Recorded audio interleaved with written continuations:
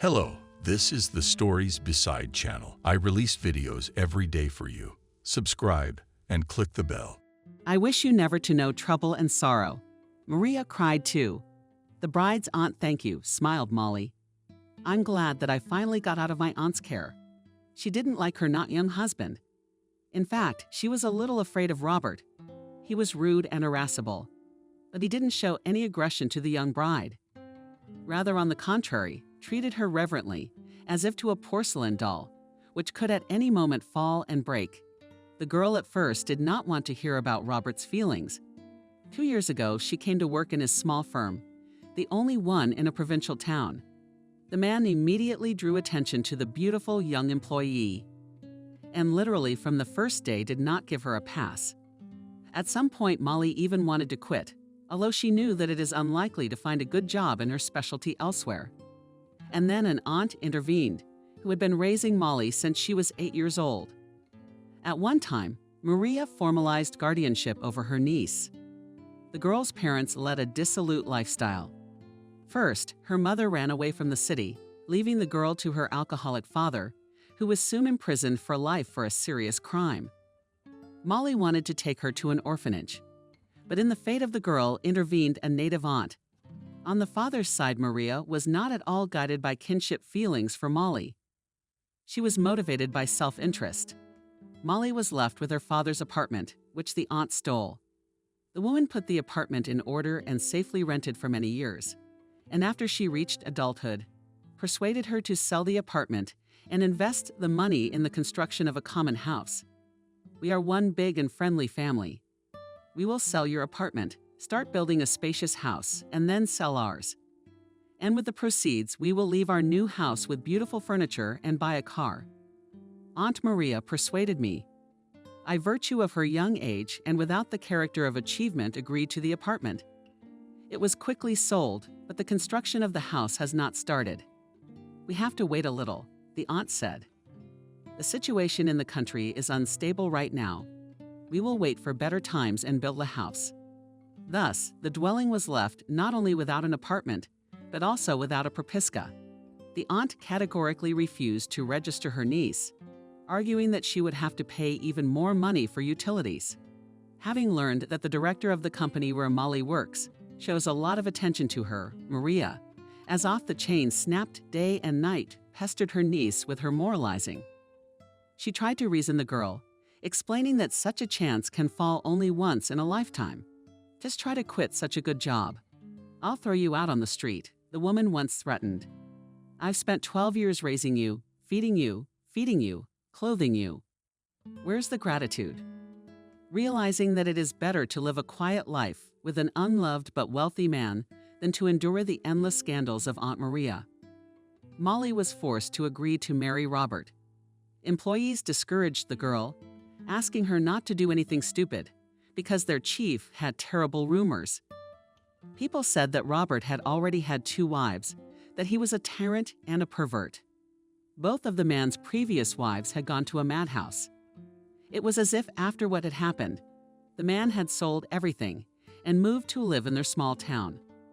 Molly realized that this was just another gossip and fiction of the locals, who often liked to invent some creepy story about a new person who came to live in their provincial town. Thank you all for your wishes and congratulations. You can have fun until morning, and it's time for me and my young wife to rest, Robert announced, rising from the table. Shall we stay a little longer? Shyly asked the victorious girl. It's so much fun here. I don't want our party to end so quickly. Don't worry, my dear. I'll make you such a holiday at home that you'll remember for the rest of your life, laughed the man. Let's go to the car. Robert insistently hugged the girl and almost forcefully led her outside. Only now Molly realized that she had done something stupid. She wasn't ready for a family relationship with this strange man. She wanted to turn around and run back to her house. She didn't have a home, though, and her aunt was unlikely to let her in. Come in, don't be shy. You are the mistress of this house now, Robert said, showing her the spacious living room. This is where we will receive guests.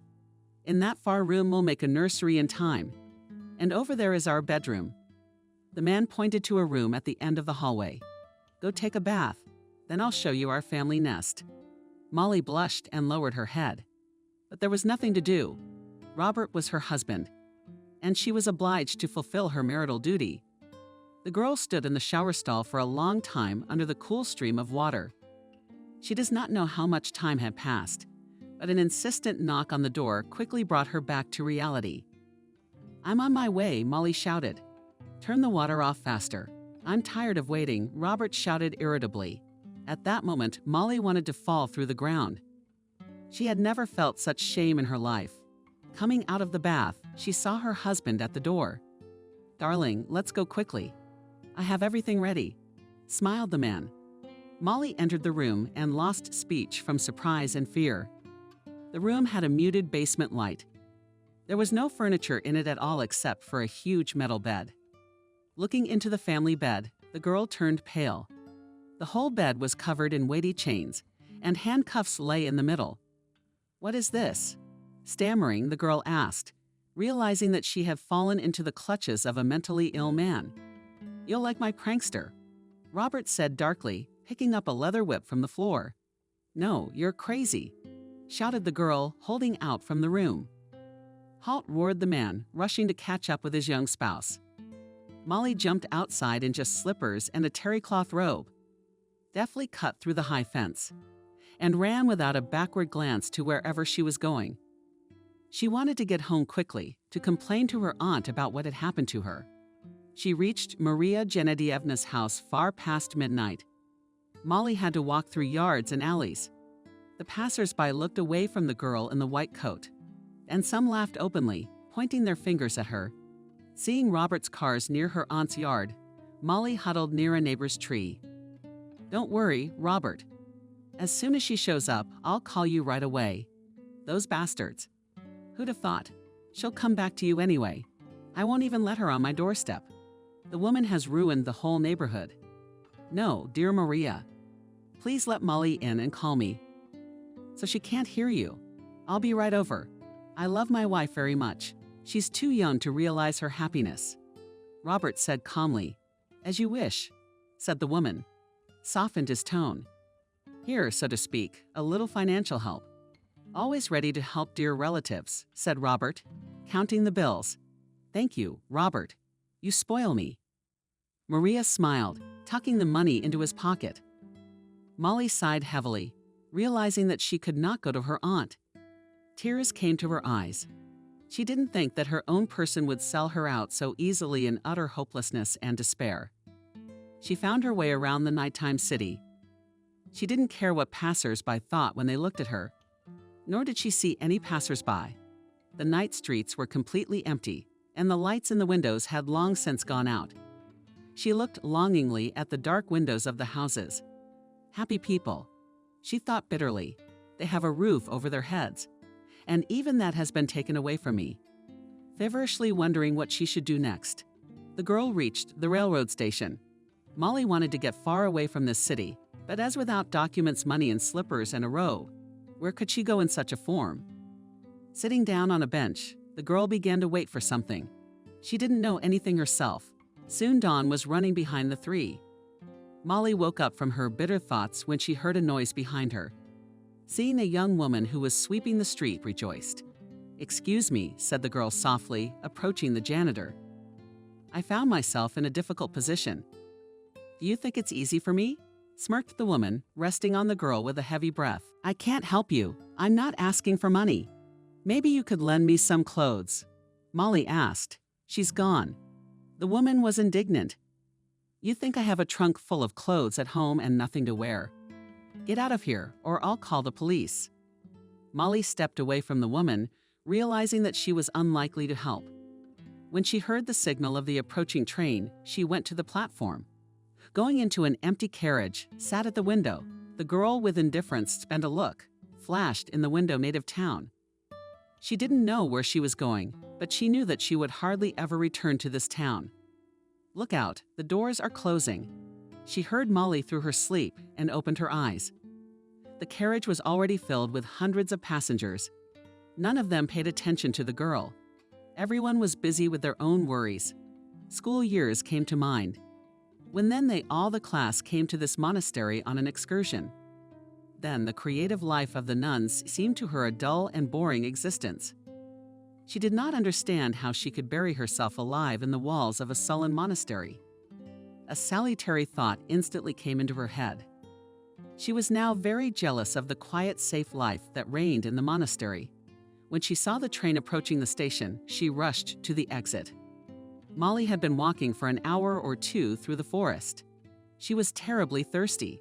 It was very damp and cold. With increasing frequency, clouds overhead said that it would soon start to rain. The strength was leaving the girl. At some point, she thought she was lost. But when she saw a high fence and the gap of huge trees, she was glad. Approaching the iron gate, Molly pressed the bell button. Behind the gate, there was complete silence. It seemed that there was absolutely no one there. Only after about 10 minutes, heavy footsteps were heard. "What do you want?" asked a sullen old woman.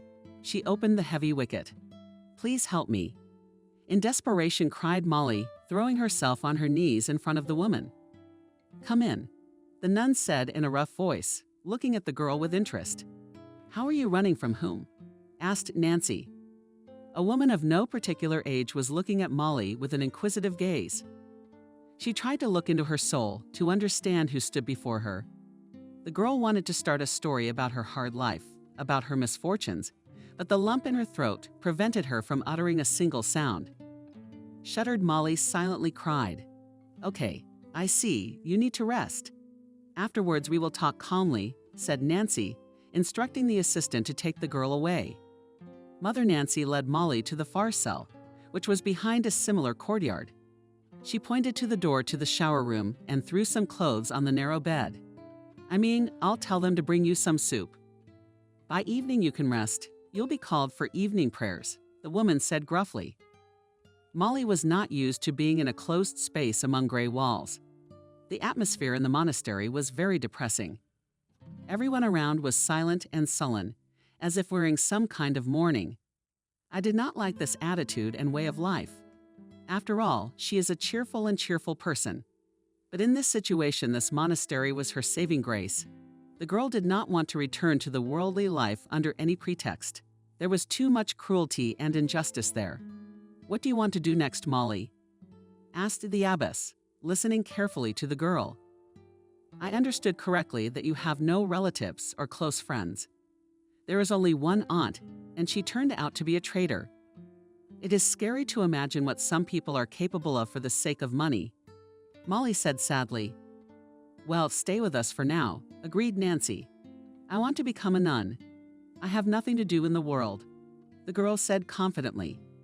Wait, with that the woman finally grinned. "Not everything is as quick and easy as you think." 3 months had passed since Molly's escape. The girl had gotten used to the unusual way of life. She has become a novice, and there is an abbess attached to the convent. Nancy said it was too early to think about tonsure. It is not a game. Before you take such an important step, you should think very carefully. You're a young and very beautiful girl. Moreover, you came to us not out of love for the Most High, but out of despair. We are not persecuting you. You are a good man. Live at the monastery. And time will sort things out," said the wise woman. Molly's duties included cleaning the refectory, helping in the kitchen, and buying groceries. At first, the girl was afraid to go outside the monastery, but after realizing that the monastery is far from her hometown, in a nearby village, no one knew her. She started going to the market once a week. Molly needs to pick raspberries for the winter in the forest. Take Mother Nancy as a helper and go to the forest. There was a difference. Good, the girl was glad that she had a chance to walk in the woods and breathe a breath of freedom. "I can go by myself." "No." "Will you two go together?" "It's not right for a young girl to wander the woods alone," objected the old woman. Walking through the woods, Molly became sad. He remembered his childhood years when he and his grandfather used to go to the forest for mushrooms. Grandfather taught his granddaughter how to distinguish a mushroom from a grape, how to navigate by the sun. The happiest years of her life were behind her. Then there was life with her aunt, constant reproaches, scandals. Then it got really bad. Tired of Nancy's constant muttering, Molly deliberately left the woman behind. In the woods, she navigated like a fish in water, so she was not afraid to get lost. Leaving the house, Malenkova began to collect white berries in a large bough. Hearing behind her back the quiet crunch of dry twigs, smirked. You can't hide from this Nancy anywhere. You were watching the subsoil. I thought she'd gone ahead, Molly thought. I'm sorry. The girl heard a hoarse, male voice behind her back and turned pale with fear. You just do not be frightened. I did not mean any harm. Turned around Molly and saw a young man. To put it mildly, his appearance was not very good. He looked infirm and sickly. Don't be afraid, said the guy's lips in front of her ears. Perhaps you have a sip of water. Yes, said Molly, holding out a small flask of cold medieval water. Are you lost? The stranger greedily pounced on the water, taking several large yearlings. I stopped. I'm sorry, I almost drank your entire supply. Keep the tinfoil. Do you need any help? There's a monastery nearby. I can bring you, the girl offered. I need help, but I can't go out to people. The boy said. Are you from the convent? Yes, I live at the convent. Molly said quietly, realizing that she was dealing with either a psycho or a criminal. I'll go. There are a lot of us here. I'm enough now. The girl lied. Are you scared? Don't be. Help me, please, in desperation, asked the boy. What's your name? I'm Alex. Molly introduced herself to the girl. Molly, be a friend. Help me. You don't have to tell anyone that you saw me well. I wasn't even thinking of telling anyone, Molly assured her. I need some clothes, a t-shirt and pants, Alex explained. The guy's clothes were really in bad shape. His shirt and pants were torn to shreds. There was talk of him not spending the first day in the woods. I'm also really hungry, lowering my head, Alex. I can bring food a little later, the girl explained. With men's clothes is more difficult. Tomorrow I'll be at the market. I could run to the store, but I have no money of my own. No problem with money. The guy rejoiced, handing Molly a few bills. When it starts to get dark, approach about 5 meters to the left of the gate. I cannot go out. Already threw the groceries over the fence. I'll try to bring clothes tomorrow around the same time. Where can I find you? Molly asked. I'll be waiting for you. Thank you. You'll learn me a lot, smiled Alex. I have to go. See you tomorrow. The girl heard that Nancy was looking for her and hurried away. All the way back, she thought about the strange guy. He looked like a decent, normal person. But why was he hiding in the woods, and who was he hiding from? There were only questions in my head that had no answers yet. Having come with Nancy and 2 other persons to the market, Molly waited for the right moment to slip away from her companions. Getting to the clothing store unnoticed, she quickly bought the necessary items. She spent the whole night thinking about the strange stranger in the forest. On the one hand, felt sorry for the guy. Molly, of all people, knew what it was like to run and hide, without any support. On the other hand, Alex was a concern. There's no telling who he really is or who he's hiding from in the woods. After lunch, Molly and Nancy went to pick raspberries again. In the woods, do not run, gave instructions. Nancy yesterday ran 2 hours out of the half-empty, came after me to walk. I know some good places. All right. The girl humbly agreed. She carried clothes, bread and water for Alex in a basket. She was afraid that Nancy would not notice, so she tried to keep away from the observant old woman. Molly slowly trailed behind her, stepping aside the small one where the boy was supposed to be waiting. Hello, Alex whispered quietly, appearing from behind the thicket. I was afraid you wouldn't come. How could I? You're waiting, and there's no one to help you in this face but me. Here are some clothes and some food. Molly pulled the boy a small package. Thank you, you are my guardian angel, rejoiced Alex. Let me help you pick raspberries. Come on, I'll show you a place where there are a lot of them. In half an hour, we'll have a basket full of them. Let's go. The girl agreed. She felt easy and calm around this stranger. Alex told all the way that in this country of the forest raspberries had already sung, and in the other one they would ripen in about a week. Alex, who are you hiding from? The girl asked bluntly. She watched the guy greedily devouring bread and drinking water. Just promise me that you won't be afraid of me, he asked.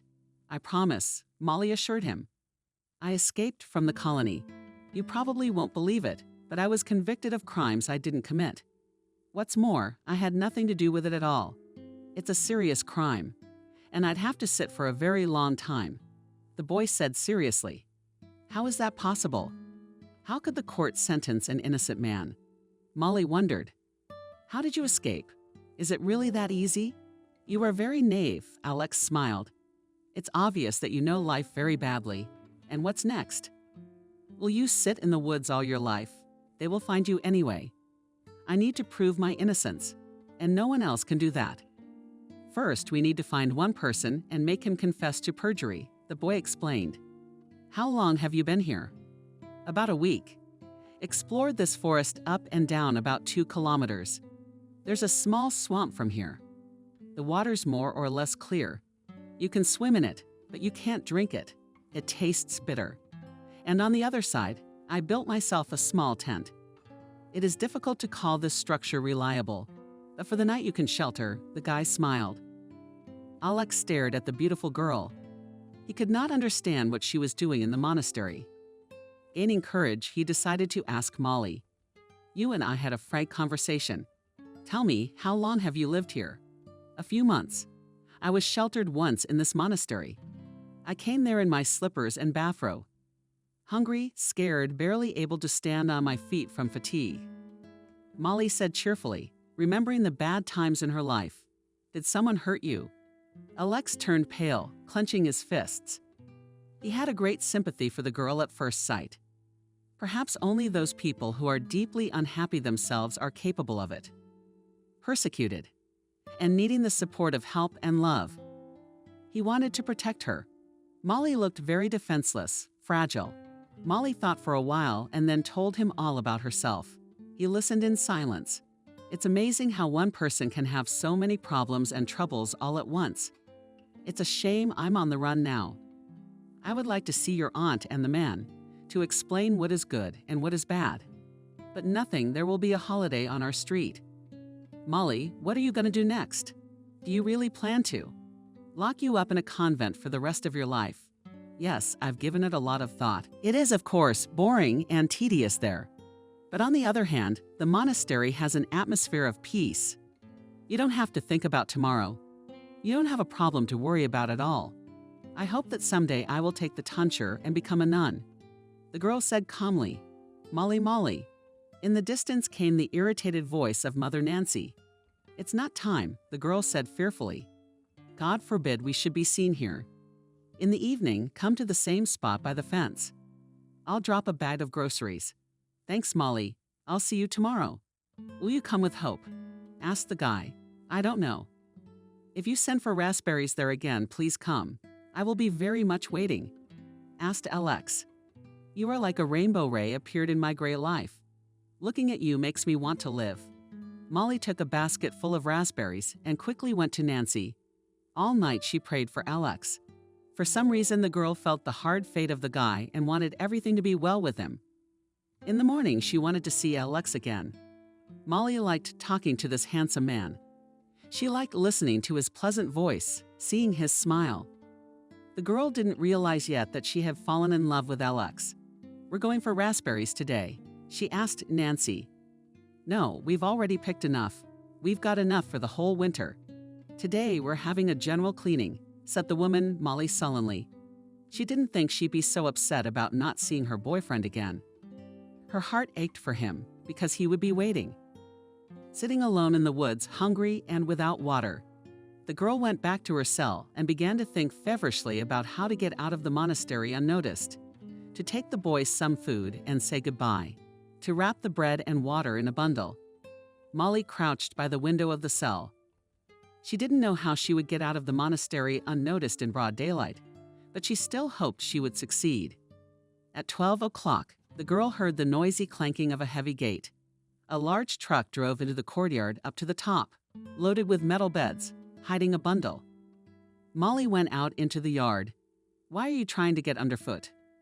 Nancy asked in a displeased tone, instructing the workers where to bring the furniture in, go to the kitchen and help.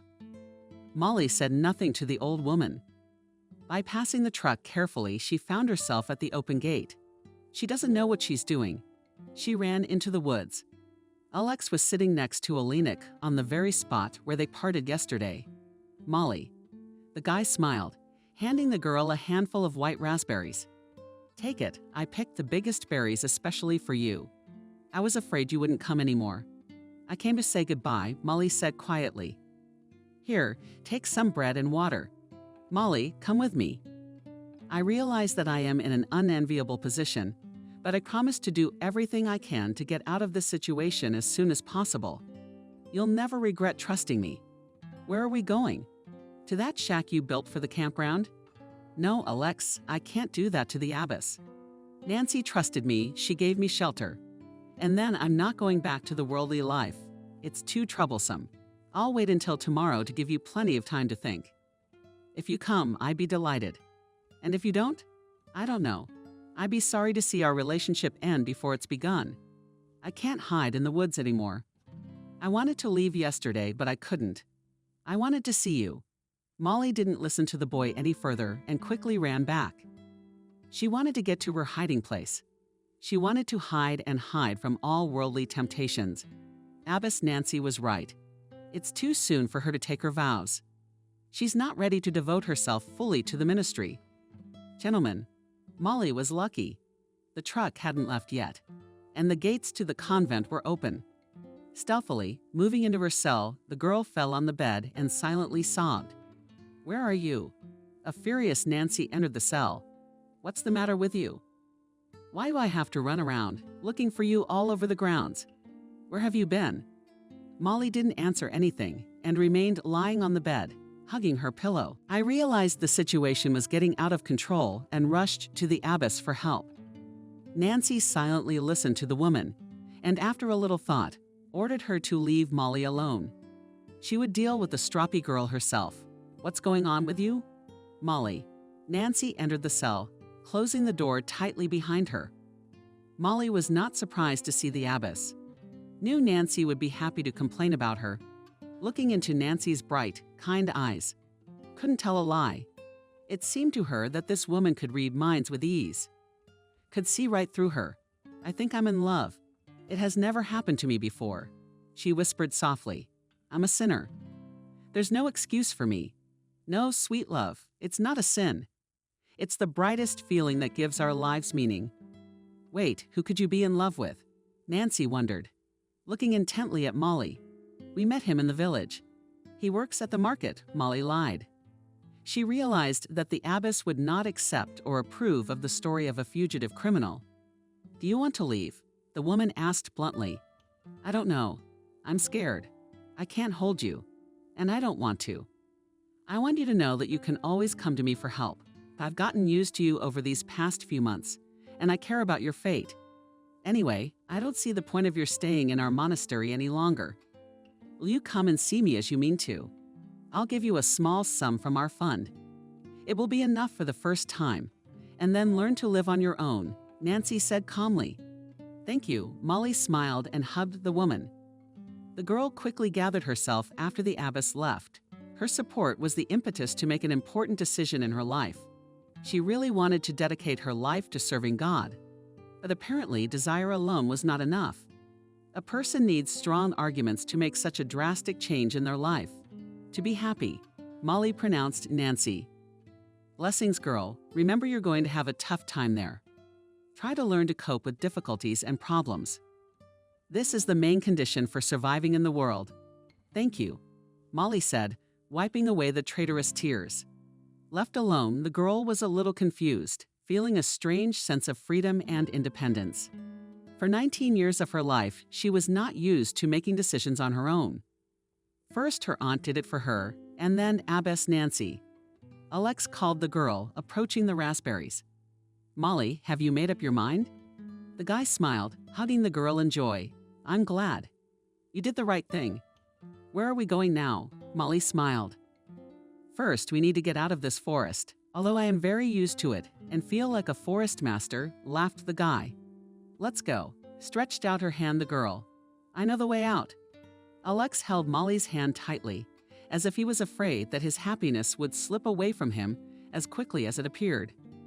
They didn't know what was waiting for them beyond the forest, but they sincerely believed that together they would find it easier and easier to overcome all the hardships of life. "Where are we going?" Molly asked. "We have to stop somewhere. Honestly, I'm scared for you." Every man in uniform was frightened. "I'm scared to imagine being all alone again." "Don't be. It's been a while since I escaped. The manhunt has long since subsided, and I don't think anyone's looking for me in this village. Do you need to rent an apartment? It's better if the landlord doesn't see me. I'll give you the money and tell you what to say. You'll manage without me." Alex smiled. "I'll try," Molly said decisively. Young people were sitting in a cafe, drinking coffee with cakes. They planned their further actions. Molly felt very light. Near Alex, she had the impression that she knew him all her life. The guy seemed reliable and confident. She didn't know what he was in for, but for some reason she trusted every word he said. Having received clear instructions, the girl went in search of accommodation, having chosen a nice apartment on the outskirts of the town in the quiet district. The woman paid the landlady for 2 months and took the keys. "Are you going to live by yourself?" the woman asked. "I don't really care, but I still want to know if we can." Molly lied. "He's finishing his business, and he'll be here soon." "That's what I thought," smiled the landlady.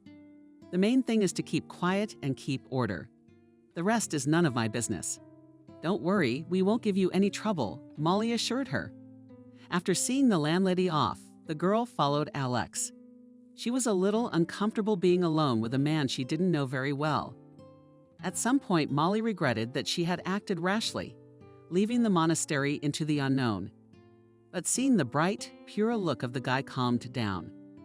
Once in the closed space, Alex nervously paced around the room, always looking out the window. "You're scared," Molly realized. "Maybe we should move farther away." "It's not that I'm scared. It's just nervous, I guess." "You know, it was much more secure in the woods," the guy smiled. "Well, let's not talk about sad things. You rest. And I'll fry potatoes for us, my specialty recipe." "Alex, maybe you can tell me more about yourself. I know absolutely nothing about you." "Okay, let's go to the kitchen and talk about it." "I'm an orphan. I was raised in an orphanage. Who am I and where do I come from?" "I don't know. I was dropped off at the city hospital when I was 3 months old. Just recently, I thought I'd finally gotten lucky. I met someone I thought was pretty good. Alex became my best friend and mentor, gave me a job, a place to live, support, and hope for a bright future. And then he took it all away, taking away the only thing I owned. My freedom. Who is this man?" "Are you talking in riddles?" Molly asked. "I met him by chance at a friend's wedding. That same night, he offered me a great job as a freight forwarder. Alex headed one of the largest trucking firms in the city. My duties included escorting vans over long distances. Who would have thought he'd be capable of such sneakiness?" "You were set up?" Molly guessed. "Yeah, one time they found a whole shipment of guns instead of bricks in one of the trucks. You see, my boss pretended not to know where it came from. Said it was my doing. And he said and the rest of us confirmed that everyone went straight against you. 2 paid witnesses were enough, but the others just kept quiet. Who would want to lose their job? And there was no way to prove your innocence. As you can see, the chief's got his hands full in this town. He's a big, successful businessman, a respected man in town. And what am I? An orphan with nothing to show for it." "Yeah," Molly shook her head. "How are you going to justify yourself? You think your boss will come to his senses and admit it was his doing?" "No, of course not. I made friends with a good man in the zone. We had a lot in common. William was raised in the same orphanage as me. True, he is 15 years older, but still in that place we seemed to be close to each other. We had the same caretakers and the same memories. He's the one who put you on the run?" "Not only did he, but he helped me. In fact, he promised me he'd help me nail my old boss to the wall. William's not the last man in criminal circles, and he doesn't throw words around. How'd he help you if you spent so much time in the woods? Why didn't you run to him?" The girl was surprised. "Unfortunately, things didn't go as we planned. They were waiting for me in one direction, but I had to run in the opposite direction. No one expected that I would be caught so quickly, and the dogs would pick up the trail.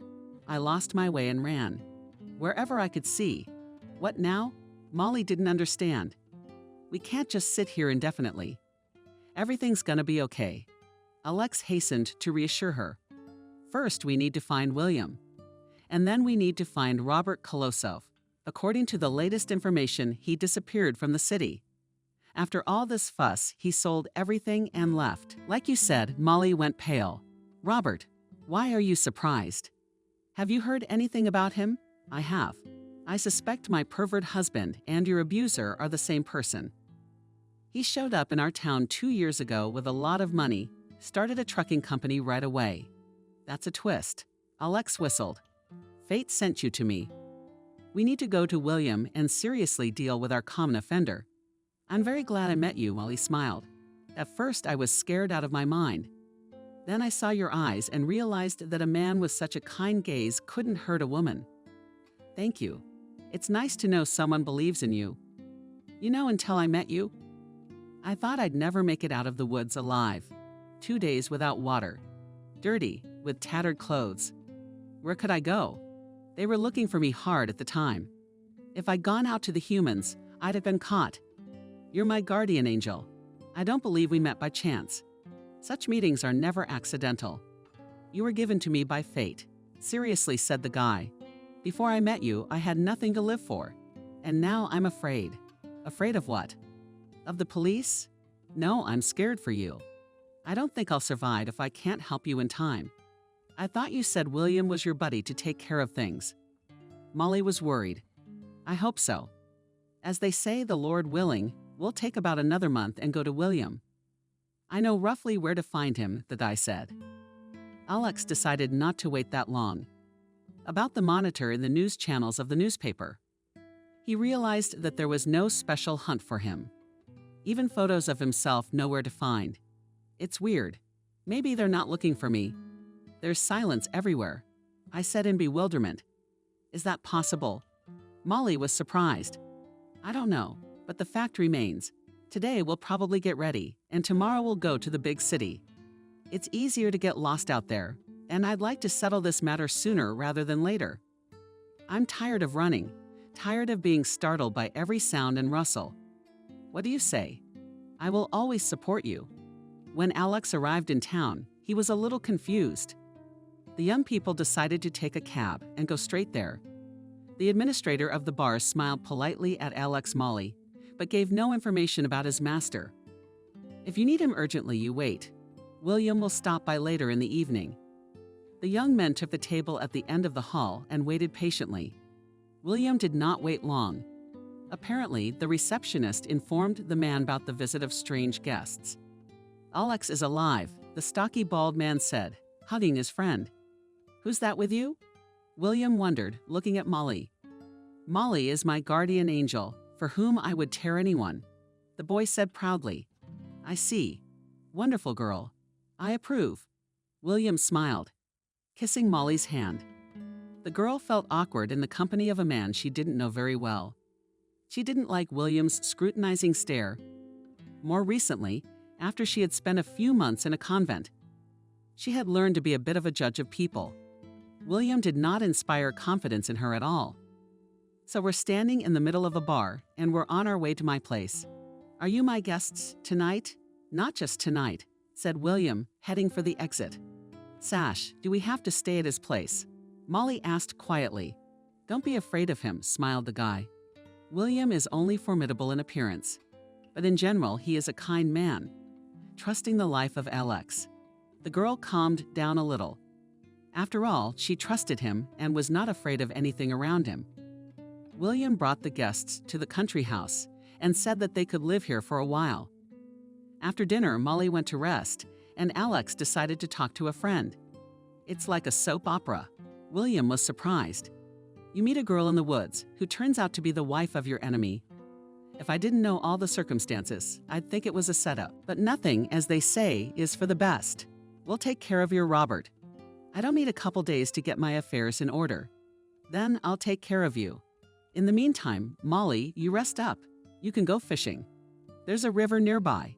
Thank you, William. I'm glad I got to you safely. To be honest, there was no hope of shining anymore. I didn't think you were alive either. Who'd have thought things would get so twisted and they'd be looking for you right away? Well, it's all over now. I'm off. You guys come by tomorrow at 7 o'clock. It's my anniversary party. William invited me. Maybe we shouldn't go out on the town too much, asked Alex. Don't worry, no one will be looking for you in my place. They don't come to my place, grinned the man. You respect me, and you stole yours. Maybe a little. Molly liked the temporary shelter. There was silence all around. The house was located a few kilometers from the nearest village, away from prying eyes. It was quiet and cozy. Tomorrow we're going to Williams for the anniversary. I don't know what to get him. I think he has everything. And we don't have much money. Alex was thinking, maybe we shouldn't go, it's not close. And you better not show your face in the city, Molly warned. William asked that we respect his car tomorrow will send for us, explained the guy. The next day, the young people went into town, picking out a gift at an antique shop. They drove to the bar. Guests had already gathered, filling almost all the space in the hall. The birthday boy sat in the center of the table, happily accepting the congratulations of friends. Thank you for coming. William approached Alex with Molly. By the way, a man should be arriving soon who can help us get in touch with Robert. He has a lot of influence over that man. Are you seriously hoping that Alex will plead guilty and go to jail instead of me? Alex was surprised. No, of course, it's impossible. But he is quite capable of shifting the blame to someone else. Anyway, let's wait for my buddy and talk about it. William left, but soon returned with a frightened, pale face. Alex immediately realized that something serious had happened. What asked anxiously? I don't know exactly, but something I don't like very much. Those two types at the bar try to go out through the kitchen into the yard. Molly, let her stay here for now. I guess I was wrong to invite you for an ear, William whispered. Alex shifted his gaze to the steamy counter and realized that William was right.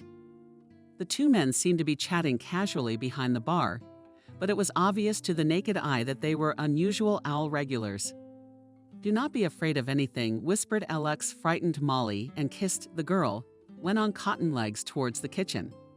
The guests were having fun, not paying any attention to the people around them. Only William and Molly froze, watching Alex. The guy didn't have time to reach the kitchen. Several people rushed to him from all sides. The guy was deftly laid on the floor by the snap of handcuffs on his wrists. Alex, screamed Molly desperately. Let him go. Don't touch him. Hush, whispered William. Or do you want to go with him? We won't help Alex now. We'll only hurt him. Molly covered her face with her hands and sobbed. The thing she feared most had happened. She had lost him, and this time it would be for a long time. How could it be? Why? Who have we wronged so much? I prayed for him day and night and whispered for him.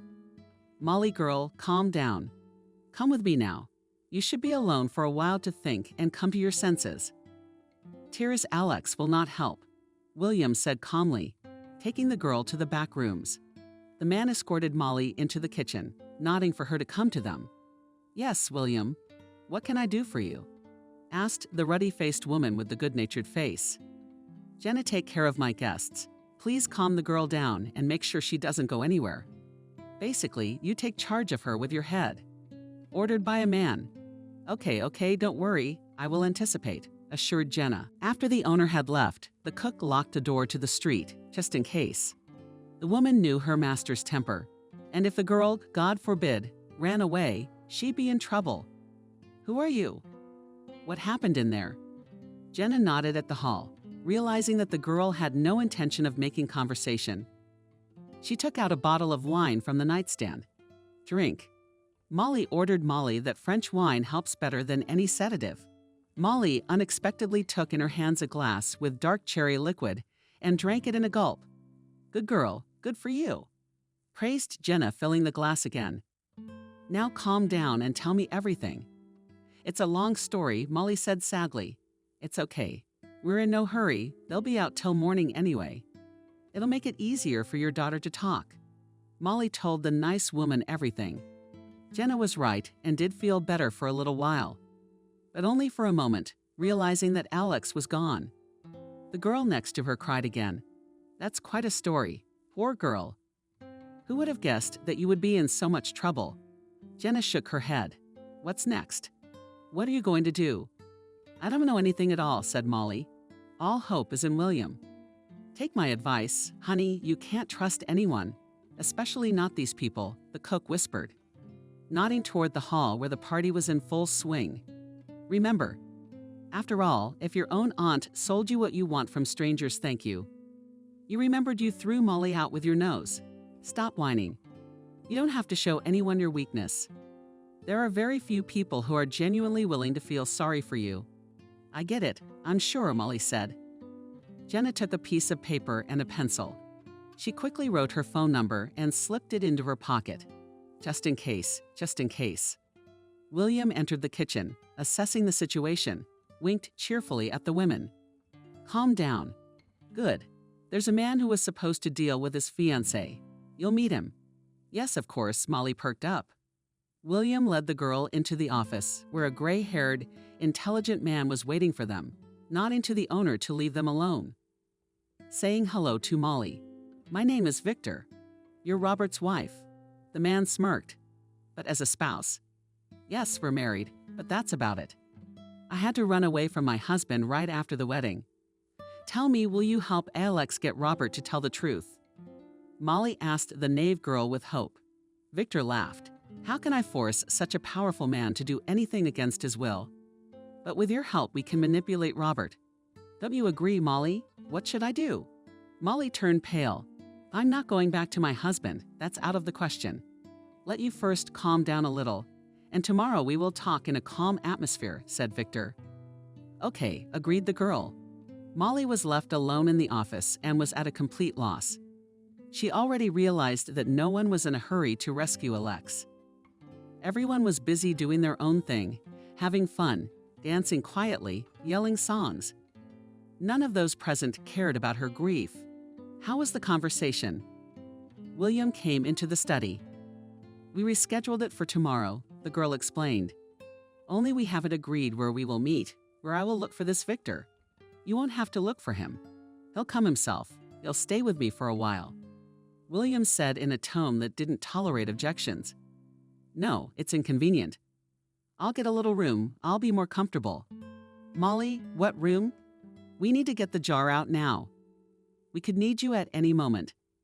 You're suggesting we run all over town looking for you. You don't think I'd do anything wrong, do you?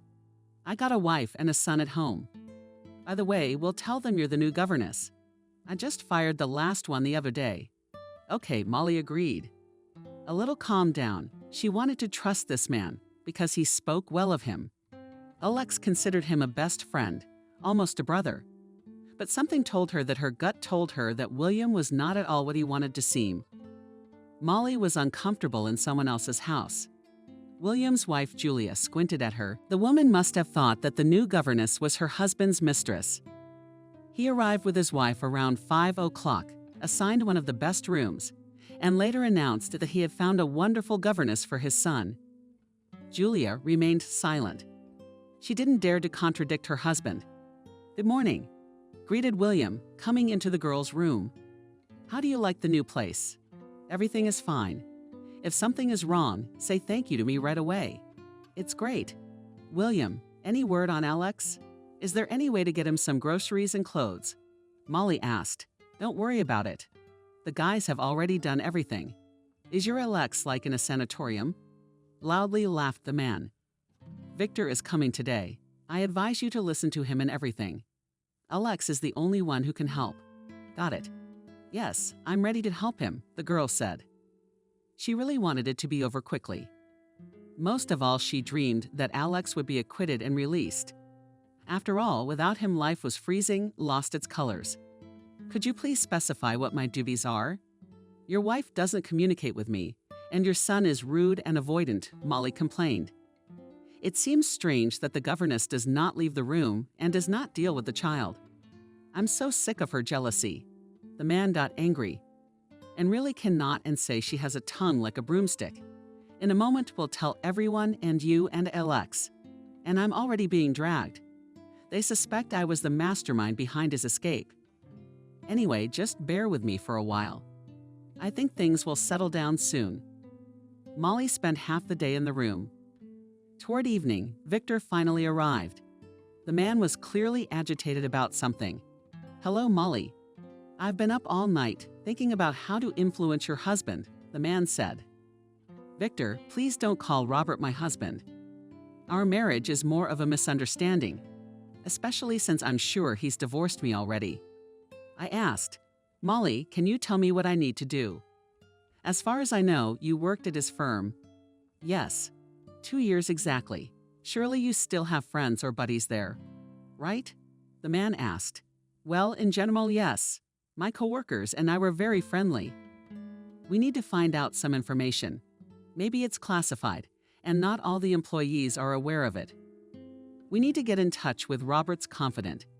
You can do that, and all this information will help to free Alex?" The girl was surprised.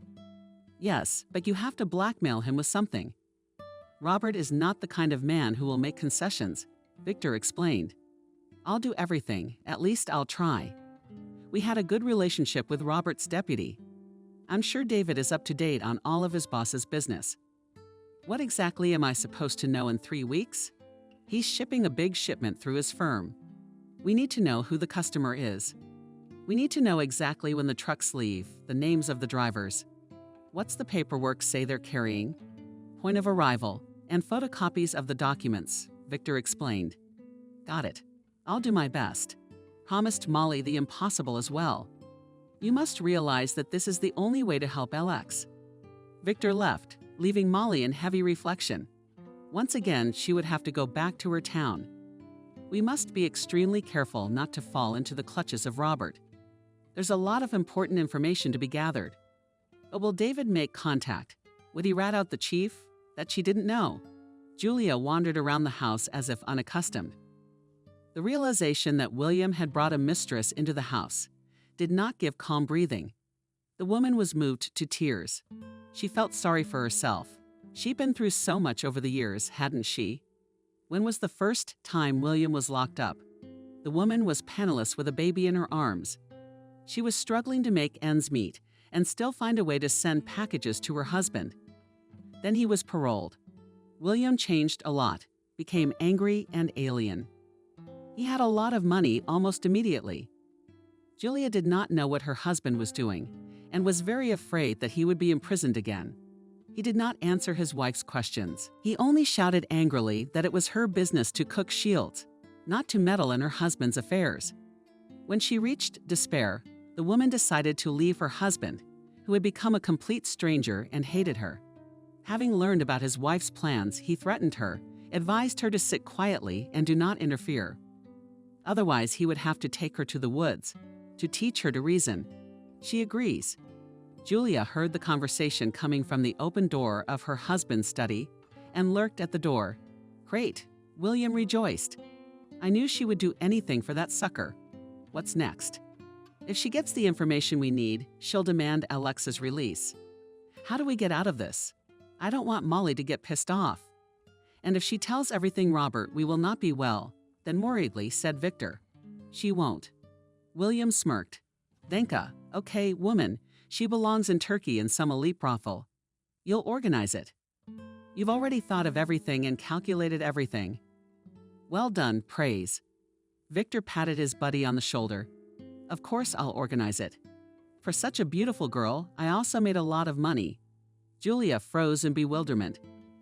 She realized that she was talking about her son's new governess. The woman felt sorry for the girl. She thought that Molly was her husband's mistress, but the girl turned out to be just a pawn in some cruel game of William. Julia spent the whole night thinking about the new governess. Her husband's obsequious conversation with the assistant kept her in suspense. Until an hour ago, she had sincerely hated Molly. Now she felt very sorry for the young girl. The woman would have gladly told her everything, warned her of the danger, but she was afraid. Julia did not know what Molly's reaction would be if the governess rushed to her husband for explanations. She would be in trouble. The woman awoke close to noon. Hearing children's laughter in the yard, she looked out the window. Molly was swinging her son on the swing, and he was laughing merrily. William's words to the brothel came to mind. Deciding to put an end to her husband's lawlessness, Julia quickly dressed and went downstairs. Molly Nikolaevna's mom is very nice. We've been practicing since morning, and now we're playing. The boy reported excitedly. Wonderful, smiled Julia. Run inside. We'll be right there with Molly. The child obediently left, and Julia approached the girl. Who are you? She asked without any preamble. I was confused, Molly. A governess. Can I see your documents, diploma, references? Molly lowered her head, not knowing what to say. She didn't know how to lie and pretend at all. Moreover, she had not expected such a conversation. William had assured her that she would have no problems in his house. It seems to me that you have no diploma or special education. I'm right, Julia asked. Yes, whispered the girl. William is helping my fiancé. Alex has big problems, and no one but your husband can solve them. Now that sounds like the truth, said the woman. It seems to me that my husband will not be able to help your husband. Alex will rather, on the contrary, will drag you into his dirty deeds. Why? Molly was surprised. He promised William of those people for whom the word means nothing. They only care about money. Lots of money. Tell me, can I be sure my husband won't find out about our conversation? The woman asked me bluntly. I won't say anything, Molly promised, not understanding anything. Yesterday I witnessed a conversation from which I realized that you must get information about Robert. I'm right. Yes, that's exactly the information that will help. Alex explained to Molly. No, Julia shook her head. No one is going to release your Alex. My husband has other plans for you. After you get what they want, you'll be sent to Turkey. Just don't think it's for a vacation. The woman smiled sadly. How? The girl couldn't believe it. Why would he want to do that? He promised. Molly was silent, remembering Julia's words that William should not take her word for it. What are you going to do? Julia asked. Think it over. And God forbid that William should find out that you know about his nefarious plans. Thank you, Julia. I really appreciate the warning. Don't worry, no one will find out, Molly assured the girl. All day long, she couldn't find a place to be. She was overcome with despair and fear. The last hopes that Alex will be able to justify collapsed. Moreover, the imaginary friend William turned out to be worse than the enemy. After all, you know the enemy by sight, and the friend, masquerading as a decent man, stabs in the back. The most unexpected moment, Molly come into the office called William. As soon as Molly arrived home, really wanted to get in the face of this private person. But pulling herself together, the girl smiled welcomingly and followed him. Victor said you were ready. There is no time to lose. The information should come to us as soon as possible. The man said, puzzled. I'm ready to go, the girl assured him. The only thing is, I hate to ask, but I have almost no money left. Found a problem, laughed the man. Of course, I will give money for your business trip. You can go tomorrow morning. You probably don't understand, do you? I need a lot of money, nonchalantly said the girl. Why? William smirked. I think that Igor will have to be paid well for this kind of information. Why would he tell me everything? There must be some interest. I see. So you're right. I'll give you the necessary amount. In the morning, Molly quietly said goodbye to Julia.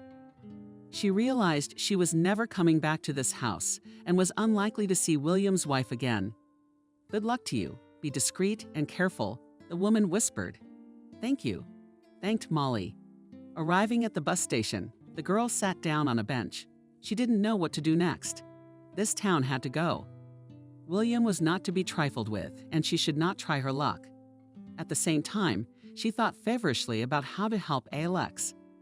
Seeing a crumpled leaf with Svetlana's phone number, she decided to talk to her. Realizing that she urgently needed someone to consult with, she dialed the number of the good-natured woman. Hello, Jenna. Do you recognize me? Of course I recognize you, Jenna said. I often think of you. I'd like to talk to you, Molly said bluntly without trouble, writing down the address. Half an hour later, Molly was sitting in the cozy kitchen, drinking tea.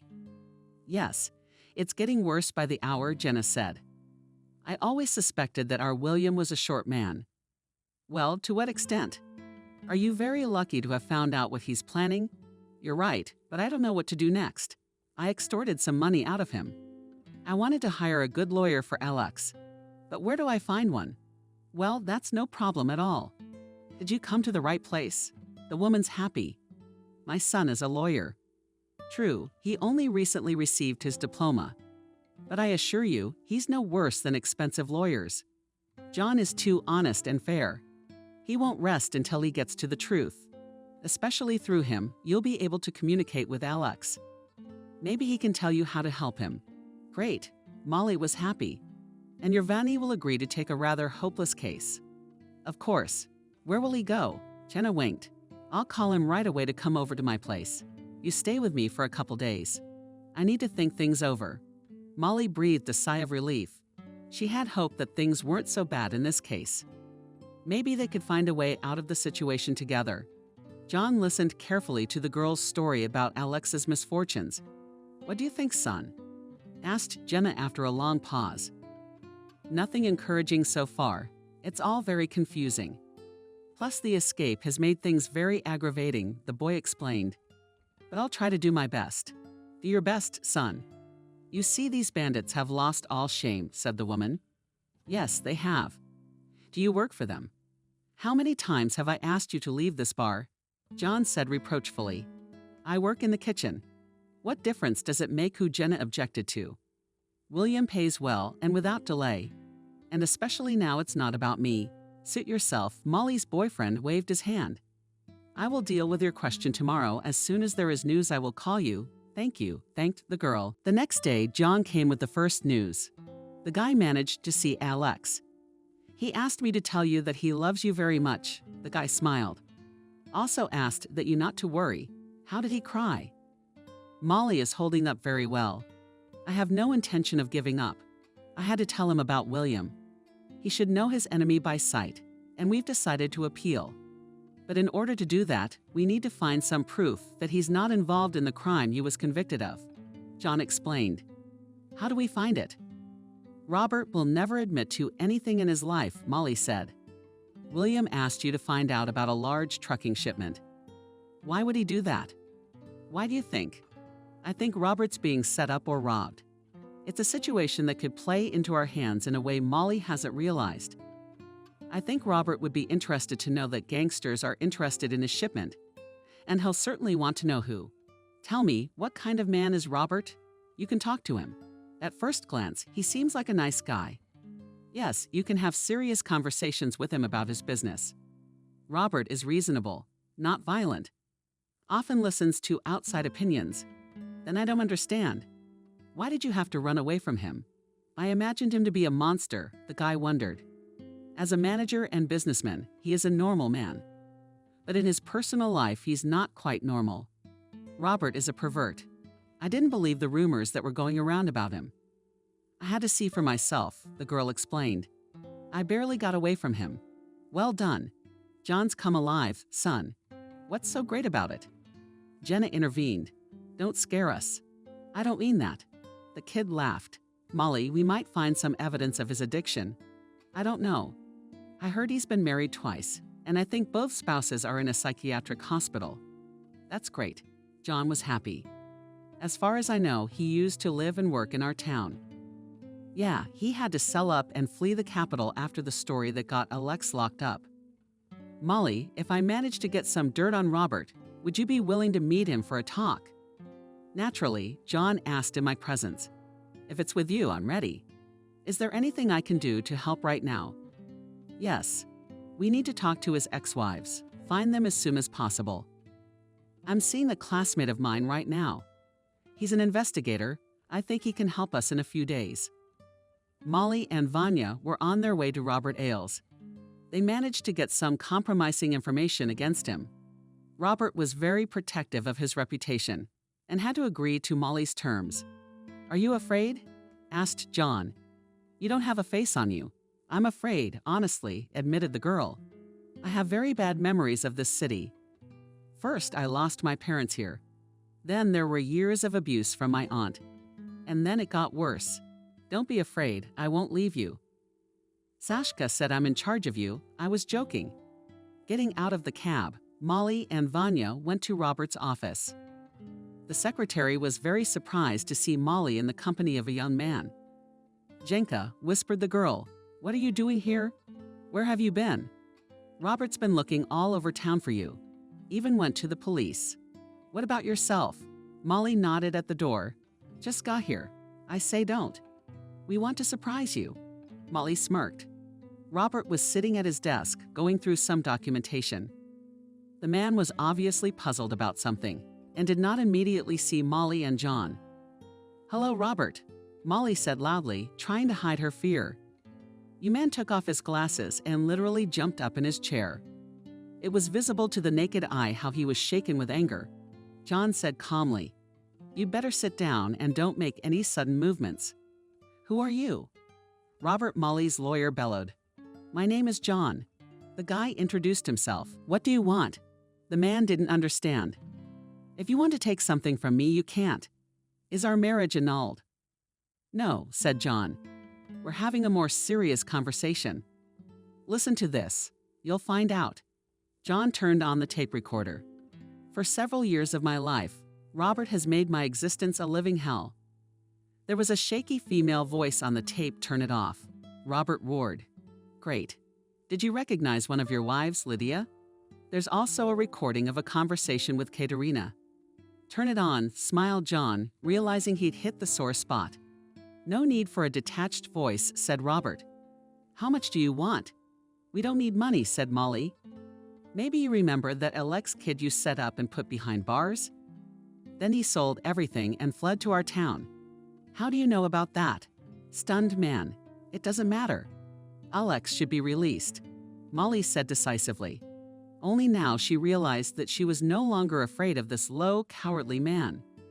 Earlier he had seemed powerful and omnipotent, but now he looked like a hunted hare. "How am I going to free Alex?"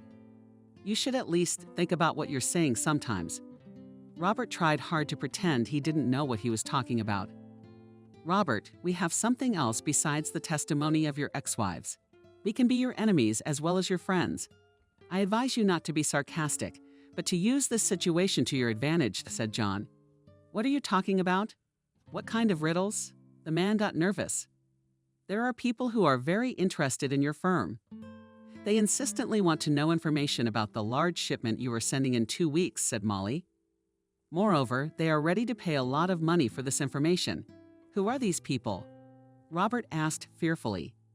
"Now you realize that we are worth being friends with," Molly asked. "How do you know that?" The man didn't understand. "Never mind," said John. "Hurry up and think." "Unfortunately, we don't have any time for idle talk." Robert thought feverishly about what he should do. He realized that he should agree to Molly's terms. The man had long suspected that his firm was being hunted, but he'd never been able to find out who. "Okay, you tell me everything. I verify the information and help." Alex agreed. "No, this is not the way to solve cases," said John. "First you help Alex, and then you know the necessary information and the recorder. I advise you not to delay. Time does not stand still. We have no reason to deceive you. But you realize that in any case, Alex will not be released for 2 weeks. We understand. When we see that the process is underway, then we'll tell you everything we know," John said. "Good. I'll look into the matter today," the man promised. "Leave your phone number. I will contact you as soon as there is news," said the lawyer. "We will wait," said Molly, rising from the chair. The young men left the office, leaving Robert in thought. Molly was very grateful to John for his help and support. She realized that she would hardly have influenced Robert on her own. "What do you think? He won't cheat us?" Molly asked the lawyer. "Even if he wanted to, he couldn't. There's supposed to be a new development in Alexandra's case. I'm his lawyer, and I'll be the first to know." "What am I supposed to do now?" Molly asked. "You need to lay low somewhere. You don't want to go to my mother's. It's not safe. You should stay here. We'll get an apartment for you for a couple weeks. Then we'll see. I think a lot of things will be worked out in that time. Call William, tell him everything's going according to plan. We need to put his guard down. Just passed. Don't go anywhere until I get there. Time dragged on for an agonizingly long time for Molly. The girl sat in the rented apartment, waiting for news from John. The guy called her every day, telling her how things were going.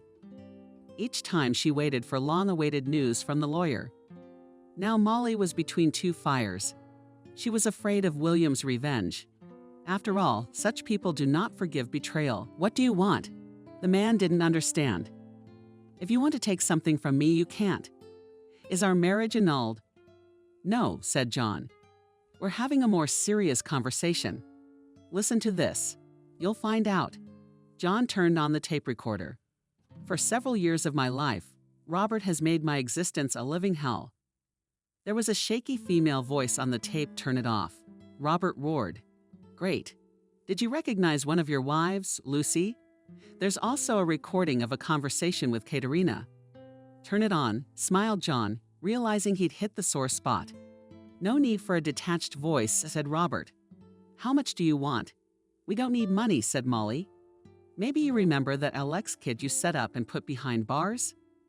Then he sold everything and fled to our town. How do you know about that? Stunned man. It doesn't matter. Alex to be released, Molly said decisively. Only now she realized that she was no longer afraid of this low, cowardly man. Earlier he had seemed powerful and omnipotent, but now he looked like a hunted hare.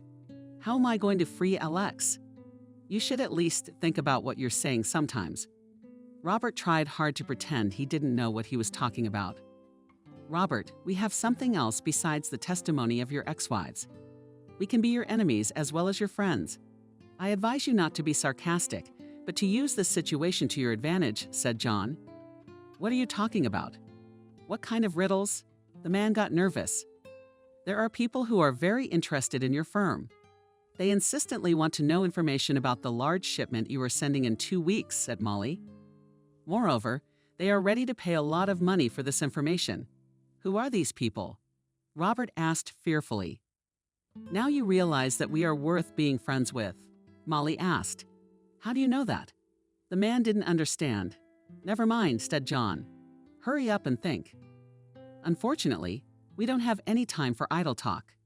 Robert thought feverishly about what he should do. He realized that he should agree to Molly's terms.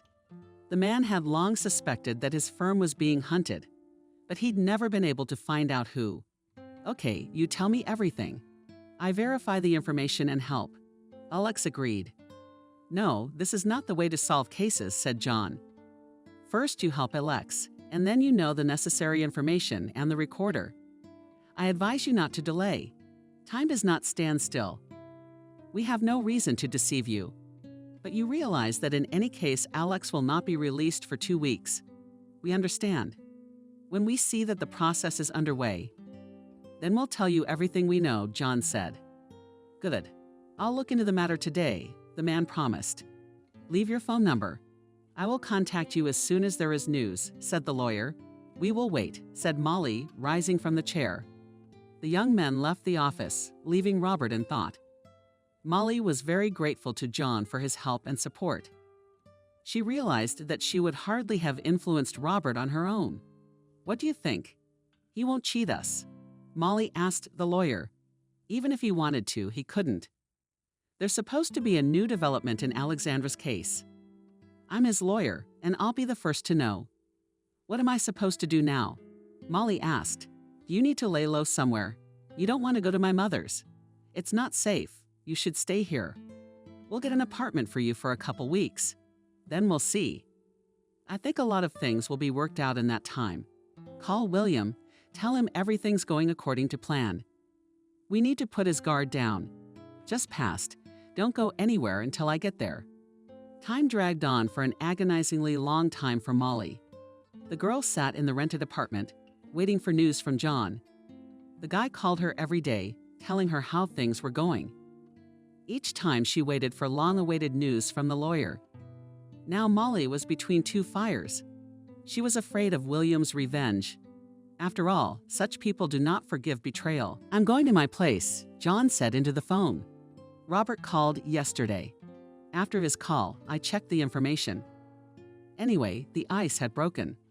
Molly rejoiced at the good news and prayed to God that everything would go well. The girl couldn't sit still. Walked around the apartment here and there. Looking out the window, seeing in the courtyard of the lawyer's car, rushed to open the door. "Well?"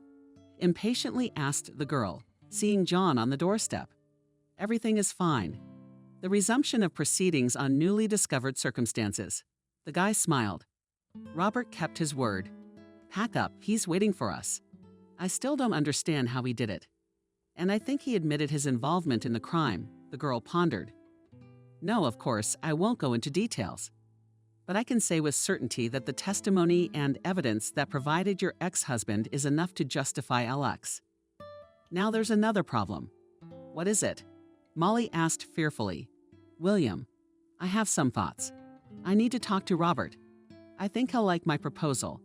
That way, we can neutralize William." Robert was waiting in Molly's office with his lawyer. When he saw the young men, he was overjoyed. So they were not deceived. Robert sighed with relief. "I explained at the first meeting that we are serious people and are more your friends than your enemies," smiled John. "I'm going to have a very serious conversation with you." "Yes?" the man said, inviting those present to sit down. "Tell me, you don't hold a grudge against Molly, do you?" the boy asked bluntly. "Logically speaking, she's saving your firm." "No, I don't." The man glanced at Molly and immediately shifted his gaze. "You see, I'm in grave danger right now. You must help her avoid the retribution of these people." "Yes, of course. I will do everything in my power," the man assured. "Now we will tell you who is interested in your cargo. By the way, if it's no secret that you were going to bring anything illegal, I'm just asking out of curiosity. I was supposed to be moving a very large shipment of valuable metals. The deal was completely classified. I still can't figure out who could have sold us out. Frankly, if it wasn't for you, a lot of innocent people would have died. And my firm and my reputation would have been completely ruined, and I would have given up the deal until the traitor was identified. I don't do that kind of business." "And how many people knew about the deal?" John asked. "I am my assistant and the customer. In my opinion, the circle of suspects has been narrowed down to one." The lawyer smirked. "Yes, but I need to check him out somehow. I've always trusted Igor, and I still doubt his guilt. Here I propose to check your assistant, and at the same time to punish those people who wanted to take possession of your cargo." "How to do it?" Robert asked quietly. "You have good connections in the police, don't you?" "Well, yes. I'm going to tell you the plan I've come up with. If you agree, we will punish your enemies and get rid of them at the same time." Thus helping Molly to avoid the vengeance of these people, said the boy. "Yes, I agree with certainty," said Robert. "Well, I like your plan, don't you?" "It's very clever." "I can feel it right away," said Robert. "I certainly never would have guessed that William was playing a double game. A low, sneaky man. We've known each other for years. I've done a lot for him in my time. And as it turns out, I've been making an enemy. So here's the deal. You're announcing to your assistant today that you're changing the transportation route. And I'm asking my comrade to help us in exposing the criminal group," said John. "What am I supposed to do?" Molly asked. "You will now call William. Tell him that you got all the necessary information. But there are still some details to be clarified. We need to know if you will be informed about the change of route," the lawyer explained. An hour later, Molly and John were sitting in a cozy cafe. Molly looked sad. I remembered how they had recently been in a similar place with LX, eating ice cream, making plans for the future. At the time, none of them could have guessed that the man who was the only one who could help the boy would turn out to be a despicable traitor. Molly thought about how lucky she was to have met such a wonderful man as John. If not for him, there was no telling how her fate would have turned out. "John, I'm very grateful for your help. Tell me, you have a personal score to settle with William. Vidyet is taking a big risk by helping me and Alex. William doesn't forgive such behavior. You know, I was going to leave this conversation for later. But if you brought it up, I'll tell you now, Molly, I like you very much. Just don't say anything." "First, after hearing me out," John said, seeing the protest in the girl's eyes. "Anyway, we'll get Alex out, but think about whether you need him." I realize that you met him at a difficult time in your life. You probably thought it was love, but it's more likely that you felt the protection and strength that came from Alex. John, there's no need to go on. This is an empty conversation. What can it give you? The lawyer got angry. He has absolutely nothing. No home, no family, no education. It's just him and that's it. What's waiting for you next to Alex? A miserable, miserable existence. You'll get bored of that kind of life very quickly. I, unlike him, can give you everything you deserve. I'm just at the beginning of my career. It won't be long before I'm on my feet, a successful man. Let's not ruin our friendship and never revisit this conversation again. I love Alex, and I don't care if he has something or not. The only thing I want is to always be by his side. Molly said confidently. Well, I wish you hadn't heard me, the boy frowned. You're not going to help us anymore. The girl asked bluntly. I'll finish what I started. I'm a professional, and I don't confuse personal relationships with work. The boy was silent and turned away from the window. It was obvious that his mood had soured, and his enthusiasm had diminished. Molly was afraid that John would not keep his word and would start to put sticks in the wheels on purpose. After all, at the moment their fate with Alex was in the hands of this man. But she had to trust the lawyer because she couldn't do anything without his help. No drive-through, take you home. Or will you sit in the cafe for a while? Asked John. Take me, if it's not too much trouble. I don't want to stay here alone. Near the entrance, John said goodbye to the girl, gave instructions, and promised that he would be in touch. If everything goes according to our plan, William will be arrested in a week. You will be able to live in peace, waiting for Alexa's release. The boy said sadly, John, thank you. We would never have gotten out of this without your help. Molly thanked him sincerely. Are you afraid I've figured it out in days? John, don't think about it. I've never been a mean person. Molly calmed down a bit. After this conversation, John appeared to be a man of honesty and fairness. She hoped that her intuition would not fail her and everything would be fine. The girl called William in the morning and told him that she had learned a lot of things. There were still some details to be clarified. The plan was for her to call him back in the evening. Until then, Robert would inform his assistant about the change of route. And if he was the traitor, William would know about the change. William, I'm sorry to bother you, the girl said into the receiver. I wanted to ask about Alex if there is any news. How good of you to call. I received information that the transportation route has been changed. Do you know anything about it? Quickly asked William. The man was visibly nervous, almost shouting into the phone. I don't know anything yet.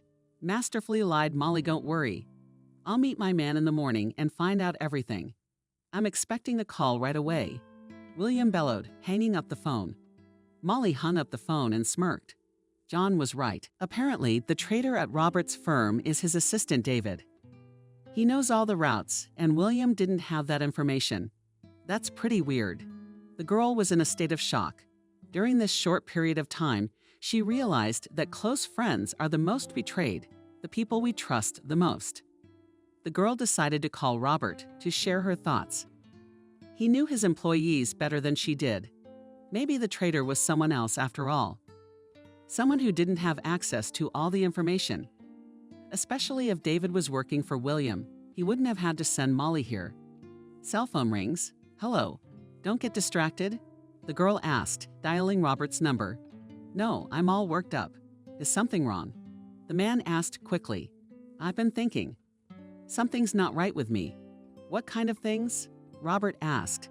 William knows about the change of route. He's very excited and wants the information as soon as possible. Tell me, does Igor know the new route? Yes, he made it up himself. I gave him the maps on purpose to keep him informed. David here knows the layout of the new route, but William doesn't. How is that possible? Molly asked. I see what you mean. Then who? It was a secret shipment. No one knew about it except me and my assistant. Robert was confused. Thank you, Molly, for sharing your thoughts. I'm gonna call John. I wonder what he'll say about it. Robert immediately dialed the lawyer. John also realized that it was unlikely that Igor had done this. Robert, how long ago did you check the office for a bug? John asked. I never did. I didn't need to. The man was confused. That's not good. Get on it tomorrow morning. Something tells me you're being listened to. How else do you explain William knowing about your secret transportation, but not knowing the details? Thank you. I'll call you as soon as I hear anything, Robert promised. John was right. The very next day, a wire was found in Robert's office. The man went outside to call his lawyer. The guy said to leave it alone and not to spread the word to the staff about the find. That evening, Molly called William. I found out everything. I got a new itinerary. That's great. When are you coming? Asked the man. I'll email the paperwork. I'll be there a little later. I want to visit my aunt in a few days. The girl lied. Okay, I'll be waiting. It was time for the special operation. Molly was very worried. She feared that William would not be caught red-handed. If that happened, she wouldn't be able to get away.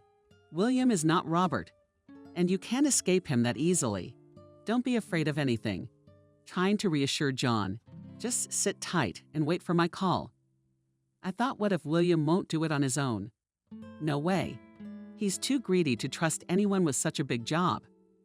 Greed will get him killed. Time literally stopped for Molly. Tired of waiting for the cherished call from John, the girl began to pray for time. Everything should have ended long ago, but the phone was stubbornly silent. Unable to stand it, Molly decided to call herself. Yes, John said calmly. Did something go wrong? Molly asked. Why aren't you calling? I'm fine. I forgot to call. William's been arrested, and with him his whole company. The guy said without emotion. I'm sorry, I'm really tired. If there's any news about Alex, I'll call you right away. Molly hung up the phone and sighed with relief. It's okay. William had been arrested. But for some reason she felt very uneasy. John had changed beyond recognition. She knew he resented her for refusing him. But she had never promised him anything.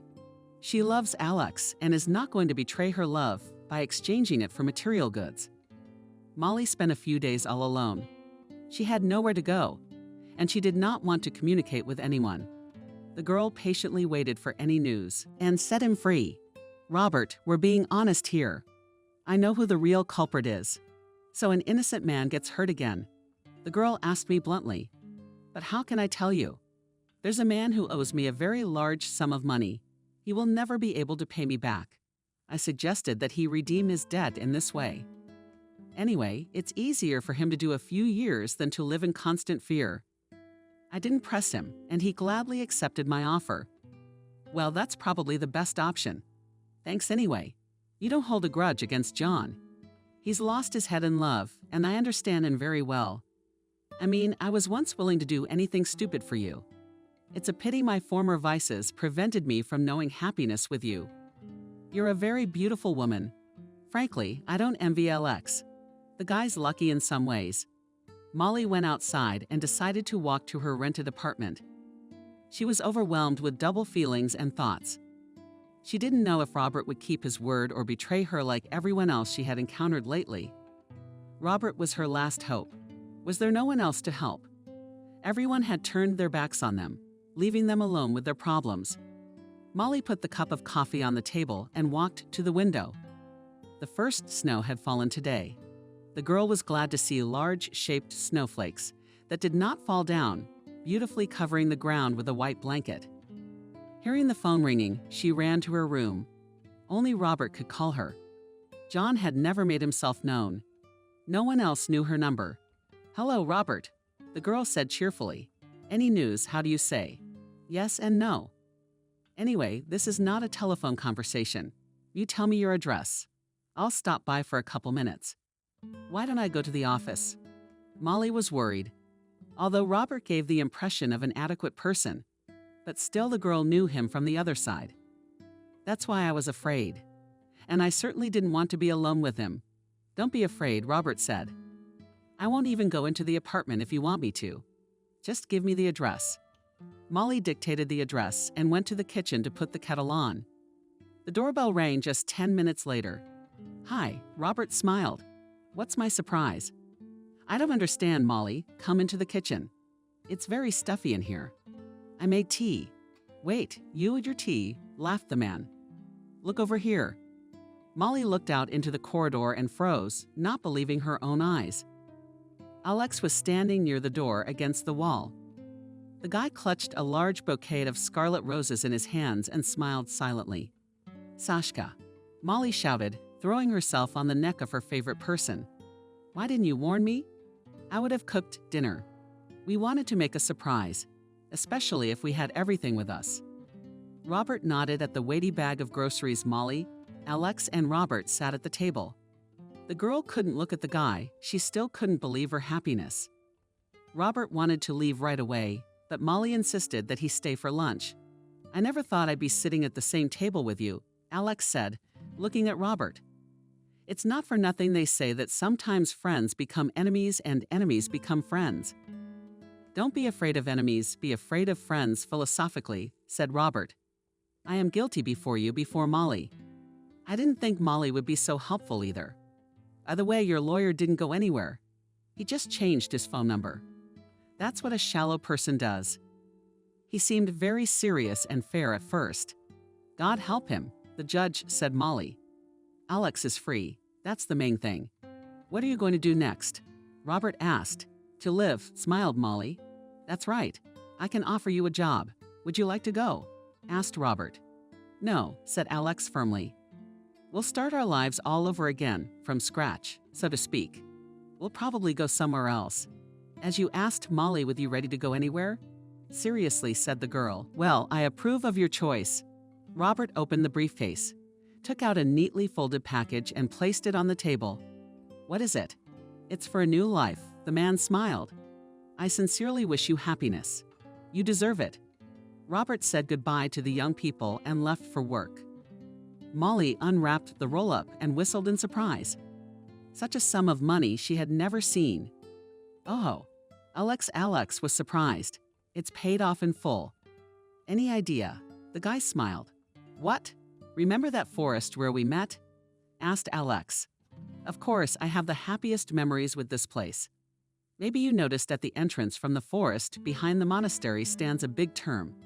I remember a 2-story carved house, very beautiful. There was an ad for sale at the gate. I thought it was unlikely anyone would want to buy a palace like that in the middle of nowhere." "Wait, where are you going with this?" Molly smiled. "Let's buy this house. It's so beautiful. It's quiet. And the air? I'll finally get to do what I love to do. I'll open a woodcarving shop." Alex's eyes sparkled, like a little kid who finally got what he's been dreaming of all his life. "Super. I think there is no better place to live," said the happy girl. "That's great. So tomorrow morning we go to a new life," said the guy, hugging Molly. Molly felt peace and bliss for the first time in her life. She felt warm and cozy around this manly man. She knew he would never betray her. She believed that they had a happy future ahead of them and a peaceful life, away from the hustle and bustle, intrigue and betrayal.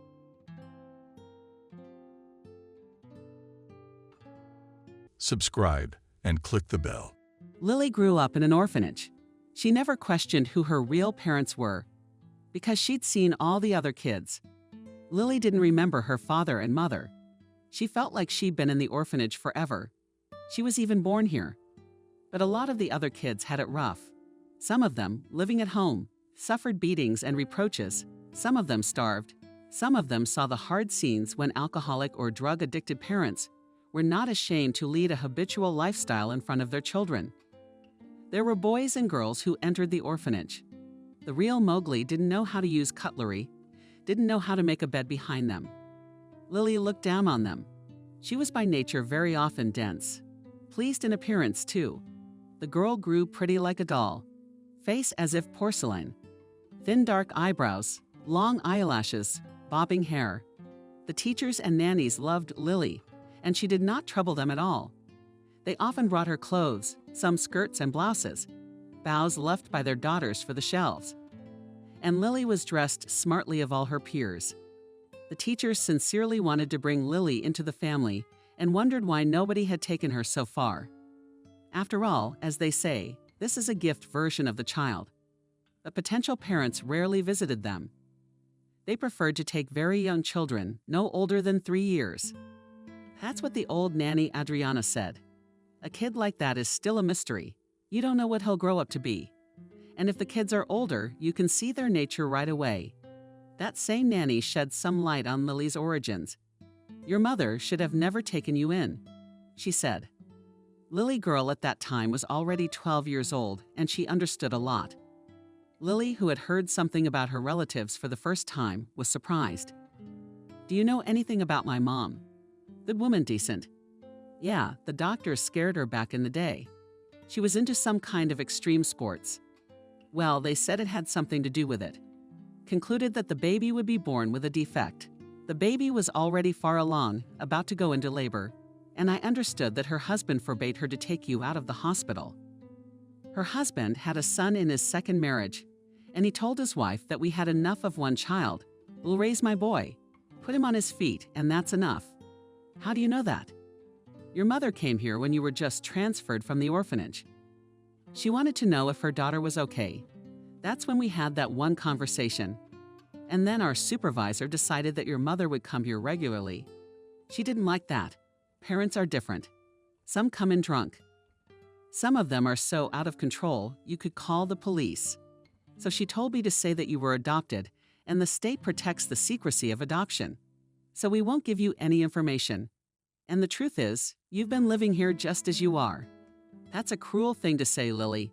She wasn't planning on taking you anyway. It's your mother, sighed the nanny. You were really troubled at first, that heart murmur. The doctor would find a heart murmur, then a developmental delay.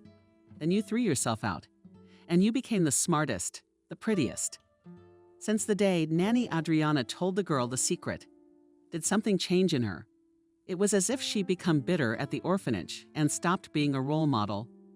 The caregivers attributed it to the transitional age and the fact that Lily had fallen in love with David, the bully ninth grader. The last name David. Everyone laughed at it as a kid.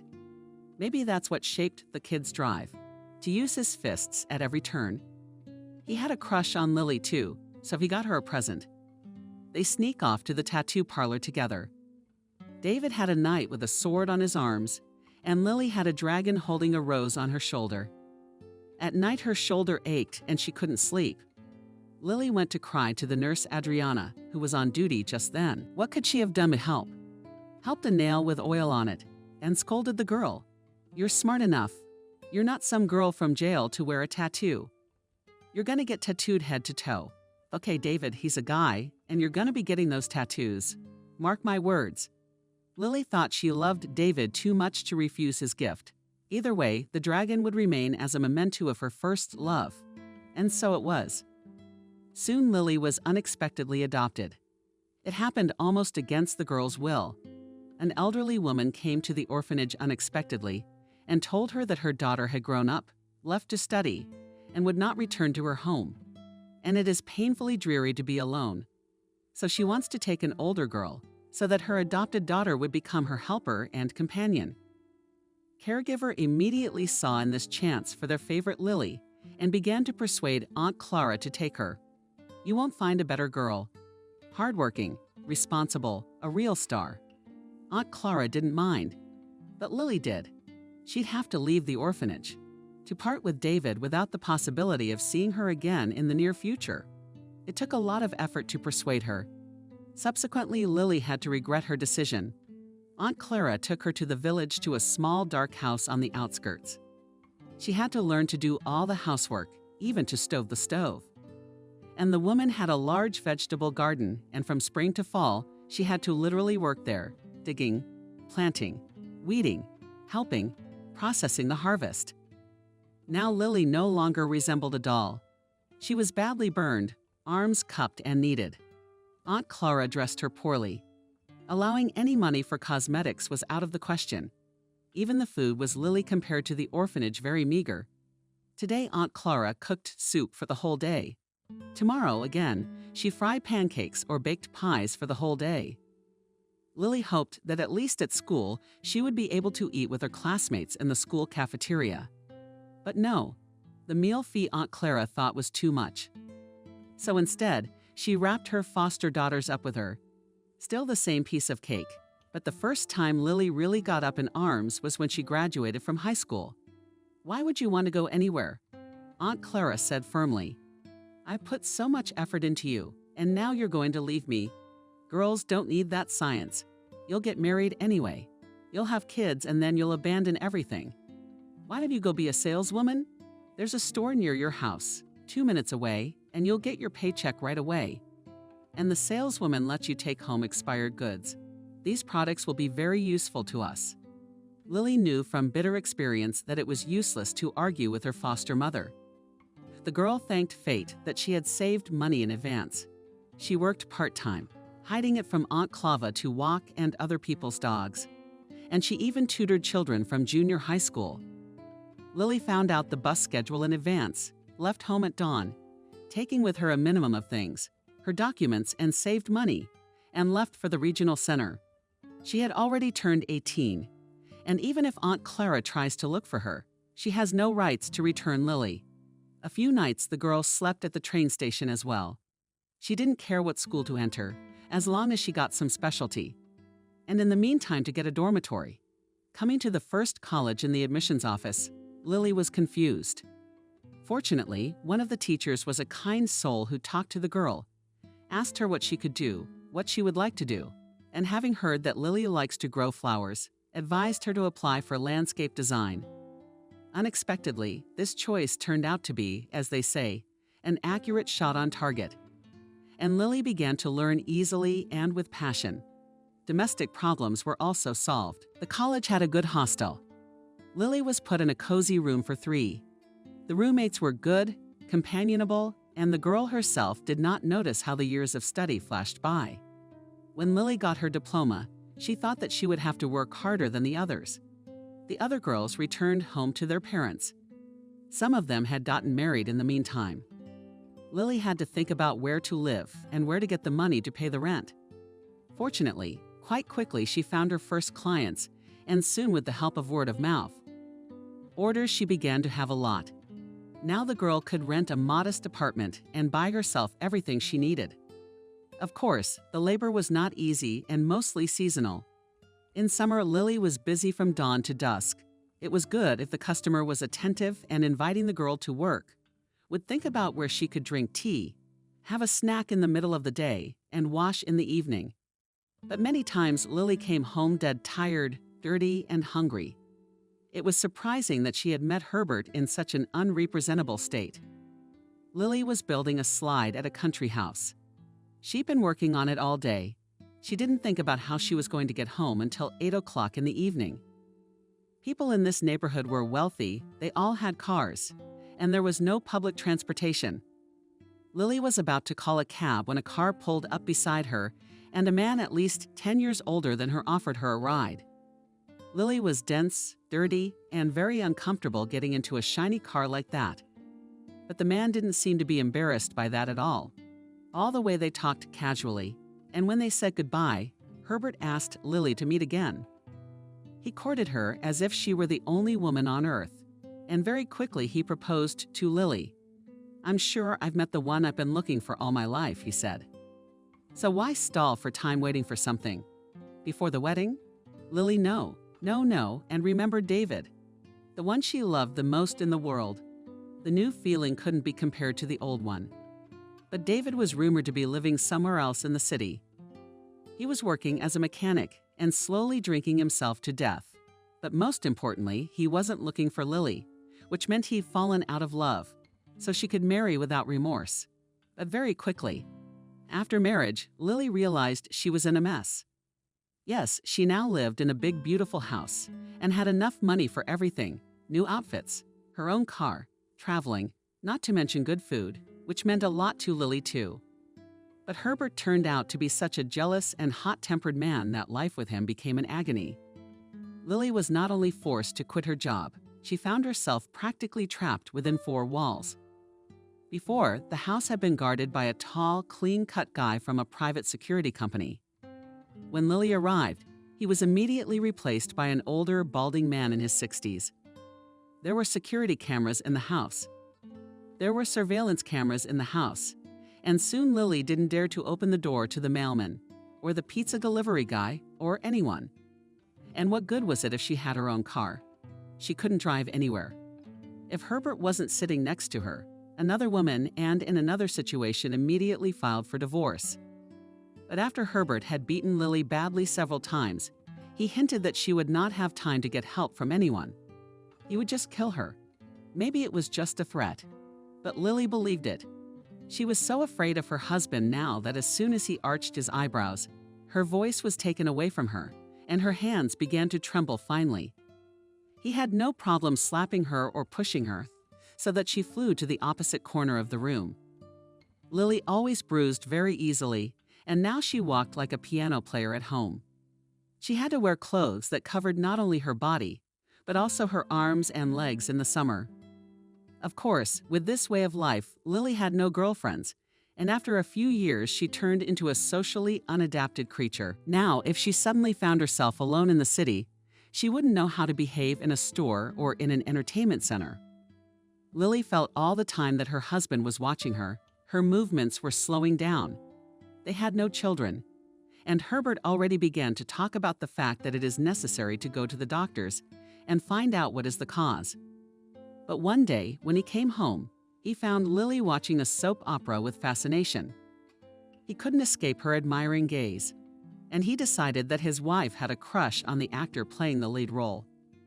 That day, Herbert was not in a particularly good mood. He had to deal with a lot of problems at work, including some not-so-pleasant ones, and he snapped. Lily had to call an ambulance. Herbert was very reluctant to let his wife go to the hospital, but the doctor cut her off. "We have to monitor her and rule out internal bleeding. Do you want your wife to die in your arms?" Before that, Lily had to lie to her heart's content that she accidentally slipped on the stairs and fell down unluckily like that. Of course, Herbert went with his wife to the hospital, but they couldn't give Lily a private room. It was all booked up, and the husband was kicked off the ward. "We have visiting hours and you can come back then." The ward manager cut him off, "And we'll talk to your wife about the nature of the injuries." So far, her explanation doesn't give me much confidence. Lily didn't start to feel better until a few days later. The whole time, she was a wreck. It was very painful to move. She was put on drips. Her arm was put in a cast. "Did someone beat you up?" "Who?" asked an elderly nurse as she scrubbed the floors. Lily nodded and couldn't help herself. She cried. Husband frowningly clarified the orderly with a mop under the bed. Lily nodded again. "So run away from him, silly, before it's too late," the orderly advised. "He'll cripple you sooner or later or just kill you." Lily knew deep down that the attendant was right. However, there was an obstacle that could not be ignored. "I have no money," she said. "And without money I won't get far. He would surely find me their heads." The poor orderly cut the conversation short. But a few hours later, she returned to the ward and handed the young woman a $100 bill. "Take it if you're thinking of leaving him. Pay me back when you can. I work hard for my money too. I should be retired by now. But how can you live on that?" "So I scrubbed the floors from morning till night." "Thank you," Lily whispered. "I'll pay you back." She didn't have a penny yet. All plans for escape had been rather distracted dreams. Now she was determined, even though she could hardly stand on her feet after her husband's beatings. She decided not to escape at dawn.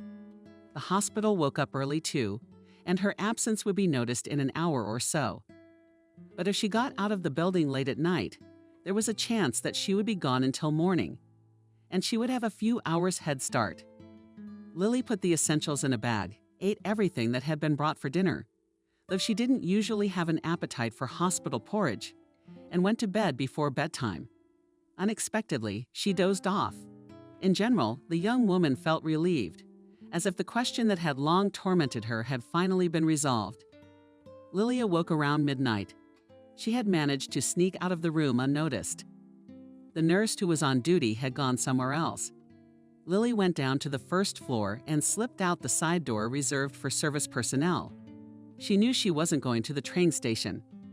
There were 2 train stations in the city, one for the railroad and one for intercity buses. But the first bus didn't leave until morning. She would have to buy a ticket with her passport. She'd be found out quickly. The railroad was even worse. There was only one train through town that went to Chicago via New York. It stopped in the evening. And that's when Lily would be intercepted by her husband. The only way out was to get to the highway and hitchhike the rest of the way. That's what she did. The first trucker put her in his truck and dropped her off the next day in a big city. Here it was easier to get lost like a needle in a haystack. One problem. Lily had given him the only bill she had. She had no idea how to ask for change in such a situation. So she found herself in a strange city alone and without money. It was impossible to go to the police. The whole story would come out. She would most likely be sent to her place of residence. Finding a job would take a few days at best. You can't just take the first job that comes along. She would have to look for a place to live, or at least a place where Lily would be paid a sum of money in advance, and she could rent a corner of the house. All the next day, the young woman wandered around the city and read the advertisements posted on bus stops and poles. Her situation was desperate. Here they offer a place for a caregiver, but she has no phone number. She can't call and make an appointment, and she has no money to pay for the call and machine. And there's no address on the ad. And another suggestion: dumpling pilots are required, and there's even an address. But it's on the other side of town. And how do you get there? No trivia. A shuttle bus. They also offered a shelter for homeless alcoholics and drug addicts. The ad guaranteed a night's lodging, food, a job with a daily paycheck. But Lily hesitated. She imagined what kind of contingent would be there. She still felt very ill. Her arm ached, and she was dizzy with fatigue and hunger. Lily found some change in her pocket and decided to go to the store to buy at least some bread. She was out of luck. There were no cheap loaves left on sale, only expensive slices in cellophane. Nearby on the display case were different kinds of nuts, and Lily couldn't resist. Her hand reached out, as if the young woman remembered her childhood in the orphanage and David, who from time to time stole chocolates from the store for her girlfriend. But Lily is grabbed by the arm. The guard, about 5 years older than her, was a tall guy. "Come with me," he commanded. "But me, I'll put everything back. I haven't eaten anything in the hall yet," fed Lily. Without saying a word, he led her into the back room and told her to take off her clothes. Why? She was scared. "How do I know what else you've got in your pockets or in your bra? You women have such a huge anatomy. Get undressed. Or shall I call the police?" Burning with shame, Lily began to take off her blouse. It was very uncomfortable for her. One arm was in a cast, but she managed to pull the bra strap off her shoulder, revealing a tattoo of a dragon with a rose. "Stop," suddenly the guard said, and Lily noticed the change in his voice. "Where did you get that?" The last thing the young woman expected was for the guard to be interested in the tattoo. And this was stuffed a long time ago in the orphanage. She also said and regretted mentioning the orphanage. Now the guy will definitely think that she is a thief. After all, for the orphanage runs a bad name. Take the change. Good price for a couple of uneaten nuts. Lily almost cried. Saidi but at her the guard and hurriedly pulled out a phone. "Who are you calling?"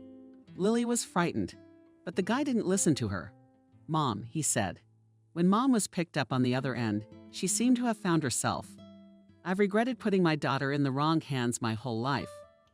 Now I can already summarize and realize that my story is unconventional.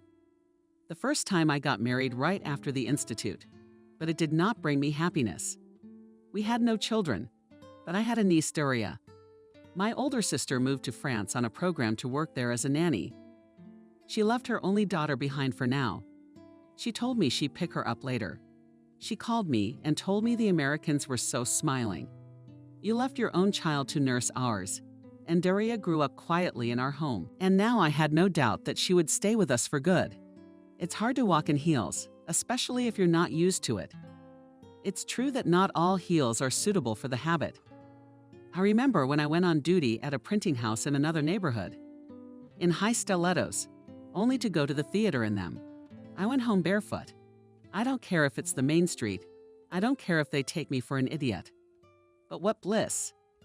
And these boats are medieval instruments of torture come to life. Most of all, I wanted to unscrew the heel and throw them in the nearest garbage can. But on such high, but stable, as on my black shoes, you can walk a lot and a long time.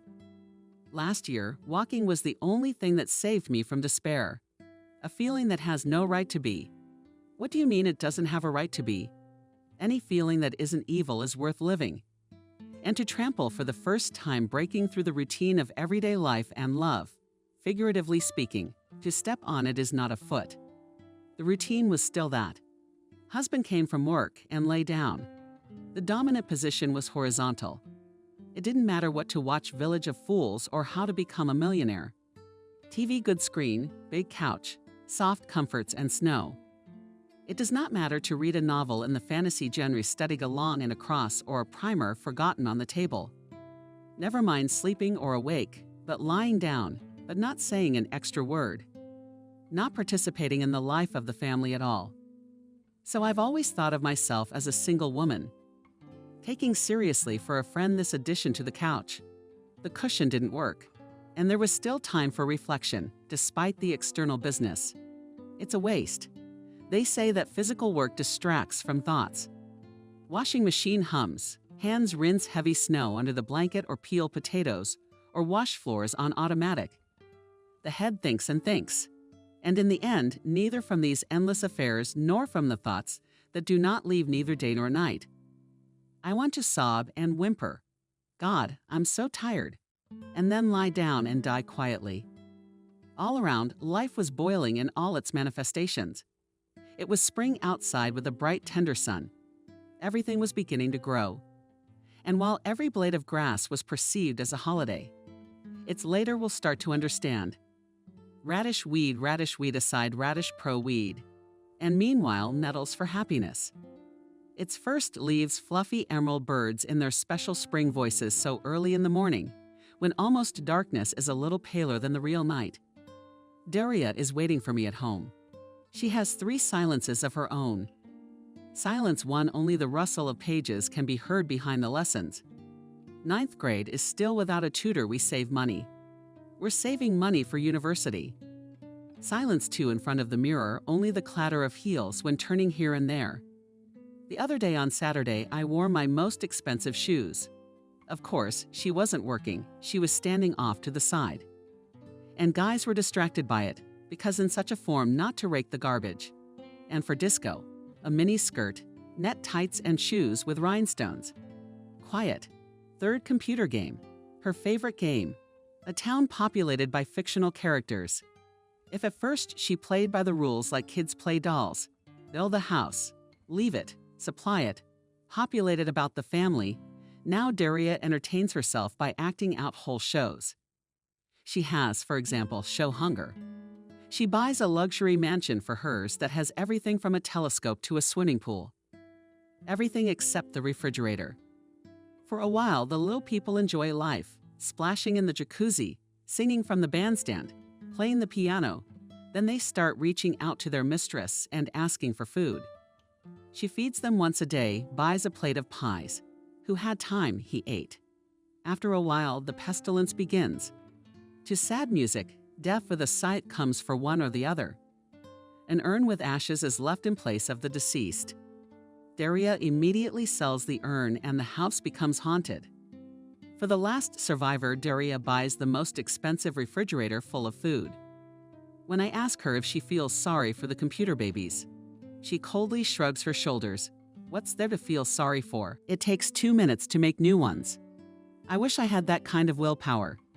Daria will probably have a personality like my coworker. She's an animal trainer by trade. It seems that if her life was in the circus, she'd be able to handle lions without a problem. So far, her husband has achieved a rare degree of training. She wouldn't speak to him for 2 months at a time, sending him to his mom. Despite her pleas, her boss picked her up every morning and they drove to work together. Anyway, now Peter. After 10 years of marriage, she's pure silk. Not only does everything around the house, but sees Nancy as the one and only incomparable, of which you can't even put anyone else next to her. 2 things happened in my life at that time. I got into freediving and fell unrequitedly in love. Is an adventure enough for you? Asked my other friend, Miranda. She couldn't have said anything different. By then I was in my 6th year of working for Incredible magazine. Every month it came to readers. 200 pages of photo text. Where would so much incredible stuff come from? We were sent materials from all over the world. Because the requirements for content we had were small, royalties were paid correctly. But many people want to tell about unusual phenomena occurring in their neighborhoods. Some have seen with their own eyes the whole. Some saw mysterious mirages. We processed these materials and published them. And my friend Miranda did the publicity. A lot of the space in the magazine was devoted to advertisements. My friend was a terrible neighbor, didn't dare to get out, even if someone invited her to the villa. For her, there was only her own, very comfortable apartment and office. That's why she considered my life to be literally nomadic. After all, my husband, niece, nephew, and I often traveled around the country. And then there's diving. Many people like to swim underwater, but to come into almost related contact with the depth of the dive to the limit of meters for a man, having nothing but caresses on such a dare few. I'll tell you in a nutshell why I took up swimming. I started learning as a child, spending vacations at my grandparents' place. The Black Sea in those places is very beautiful. On my trouble, I discovered a mask and fins. Why bad luck? Because I held on to the water then. I could barely swim only a few meters. And flippers are a special thing. Even for a beginner, they give you faith in your own strength. It seems that you glide along the sea surface quickly, like a dolphin, and it is impossible to drown. I came running to the still deserted beach. In the early morning, the coarse pebbles were cold, and the sea was also still cold and clear as a tear. I quickly threw off my sundress and left it on the stones and threw myself into the arms of the sea, which picked me up and carried me. You lower your masked face into the water, and you are transported to another world. Paris. Below in a silly haze, underwater landscapes change.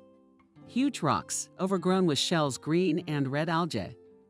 The slanting rays of the sun, and white transparent umbrellas and silence. You hear only your own breathing through the tube. 200 meters from the shore, a rock was hiding under the water.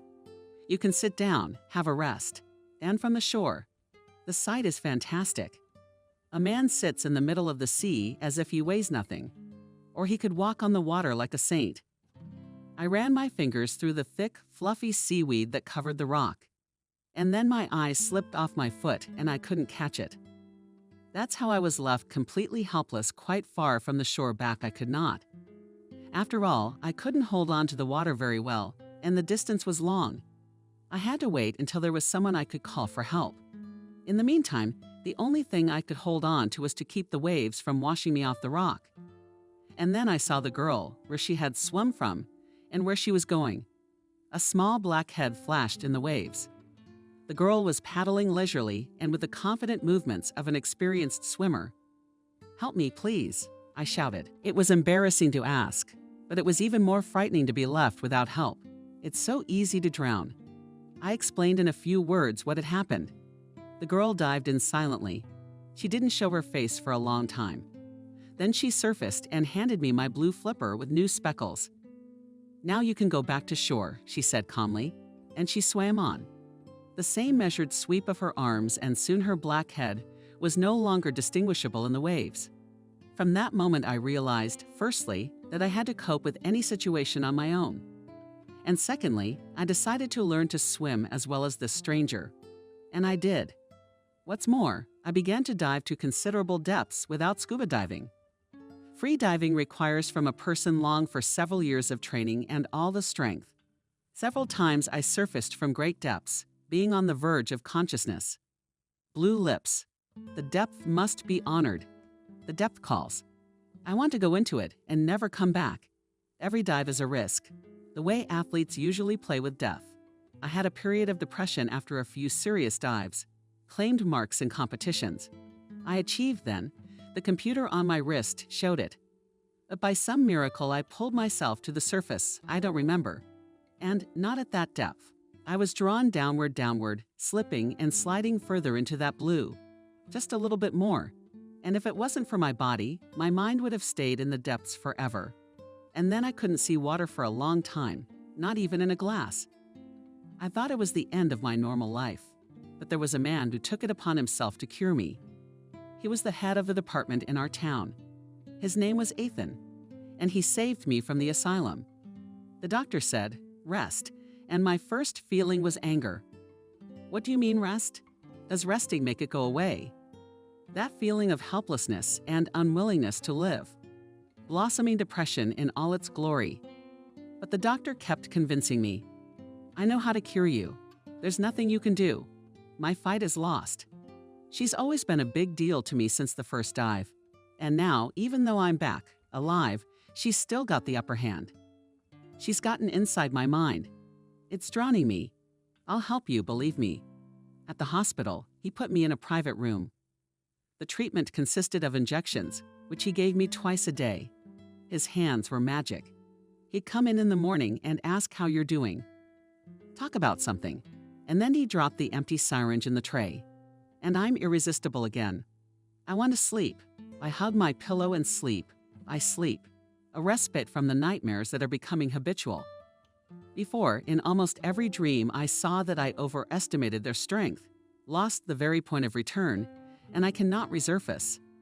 I, spreading my arms, as in a soft change, go into the depths, into the abyss. And here, for the first time, I began to sleep with a dead sleep, without heavy dreams.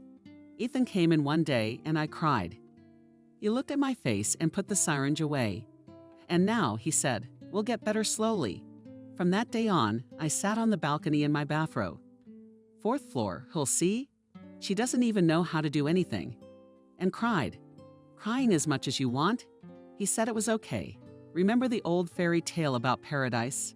Only with tears came out of my eye a shard of the magic word mirror. I fell in love with this man as we fall in love with our saviors, with those who delivered us from physical suffering. And my love was torn because it was unrequited. No, this man was not married, and I did not bring down anyone's family. But he valued his freedom above all else. He wanted to improve his career, travel, socialize with friends.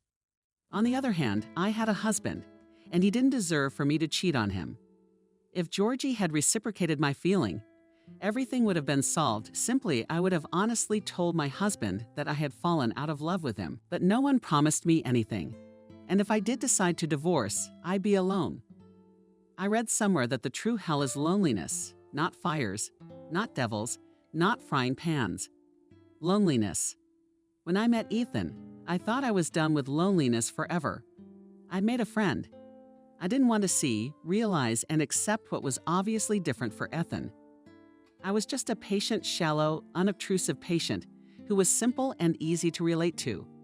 Besides, he had healed me, and that too was a reason for him to treat me with warmth. But they were all wonderful and agonizing too. Those days in the hospital, we walked on paths strewn with pine needles. We sat on a bench by the pond. I'd tell something interesting from my life, thanks to the incredible. There was more than enough to go around.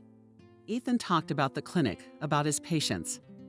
There was something elusive missing from our conversations, something that would allow me to rest my head on his shoulder and close my eyes. When I got back on my feet, I went to see a psychologist. In our town, 2 husband and wife were considered the best in this field. I scored the reviews on the internet and realized that the husband is actually a wife hater. Clients sadly wrote that he opened their eyes and that it turns out in all the troubles in their lives they are to blame themselves. Why did they return to this psychologist? Again, it was a mystery to me. I went to see his wife, an attractive, well-groomed woman. About 40 years old, her name was Maria. "Love brought me here," I said. "I can only be happy for you." She smiled. Unrequited, I clarified. Love. In any case, a gift from God. And even if unrequited, it can bear fruit. Spiritual growth, wisdom, experience. Sit down, let's work. Maria. She told me to sit in the chair, cover my eyes, and relax. "What has offended you the most?" she asked, switching to you. I thought for a few moments. While Ethan was treating me, he was impeccably polite and attentive, but I was getting better. The treatment was over. It was time to get back to my life. He discharged me. I blew my nose like a little girl. And he said goodbye like a regular patient and didn't say he wanted to see me again. Didn't even ask for my phone number. I see. Maria began to speak slowly, clearly. She was suggestive. Now it's night for you. A night when everything from the tips of your toes to your scalp hurts, but it hurts the most to breathe. It's the dying hope of his love. If you have survived this most difficult time, you will begin to heal. Where does recovery begin? You will slowly begin to remember that there are other people in the world with their own wants and needs. Maybe you have a mom who has had a sick child lately who has missed you so much. Feeling sorry for them feels like shame that you thought so little of them. The first sign of recovery. You'll start to notice that there are some nice things in the world that aren't related to your loved one. A warm bath, a good book, fine perfume. Have you gained weight? Nature has given each of us an amazing amount of strength. But if you don't want to repeat the same old pain, if you don't want to be tormented anymore, let's think together what to do so that you don't fall into this trap again. What's the difference between happy love and destructive love? Crazy love is also called crazy love because it involves inequality. You are capable of loving and your partner is not. The more you give your soul to him to awaken reciprocal love, the less you get from him. I went to Maria for a few weeks. An affair with life is more than an affair with a man. She convinced me. It includes all kinds of love of family, of home, of animals, of one's business, of a beautiful city, of good weather, and of course of men too. If one thing is taken away from you, one thing remains, and the rest I collect love stories, Maria said. Not fictional stories, but real stories that happen to people. I remember an old story printed in a magazine. A man wrote about how lonely he was. He got a lot of letters. He chose a woman with 5 children. A year later, the magazine published pictures of them in a cramped apartment. They are drinking tea in the kitchen deep in the night when the children are finally asleep and they are happy. Or the story of 2 old people who met in a polyclinic, she in her 80s, he in his 80s. So what? That they found each other only now. Love brings joy regardless of age, and if you're shaking your head right now, you won't meet anyone like me. Think if you didn't know he existed. You'd live in the world and not grieve. Would look at men with wide open eyes and look for your destiny. So search, believe in yourself. It's not easy. It takes a lot of work. To bring out the best in yourself, that only then will you feel that you live in complete harmony with yourself, that you're happy. I guess God heard Marina and sent me another version of happiness. I realized I was pregnant. For years, my husband and I had dreamed of having a child, but something prevented me from rejoicing with all my soul. I guess I had a premonition of the future. Time after time, the doctors didn't like the ultrasound results. And I realized that probably everything I had been through had taken its toll on the baby and my diving to greater depths, and the medications I was given at the sanitarium. In the end, when my daughter was born, I was told that she would not be a full human being. Everyone convinced me to give her up, from the midwife at the birth center to my husband. Have you found out you're not infertile yet? The doctors assured me, you'll take care of yourself. You will lead a healthy life and give birth to a normal child. Is this girl capable of destroying your family? Men can't stand living in a family where children are constantly sick with no hope of recovery. For a bitter minute, I agreed, signed a waiver to give up the baby. I was burning with guilt. I tried to find out something about my daughter at the orphanage where she'd gone, but they told me pretty quickly that the girl was adopted. She's hopelessly ill. I exclaimed. So some kind people found her. The headmistress shrugged her shoulders.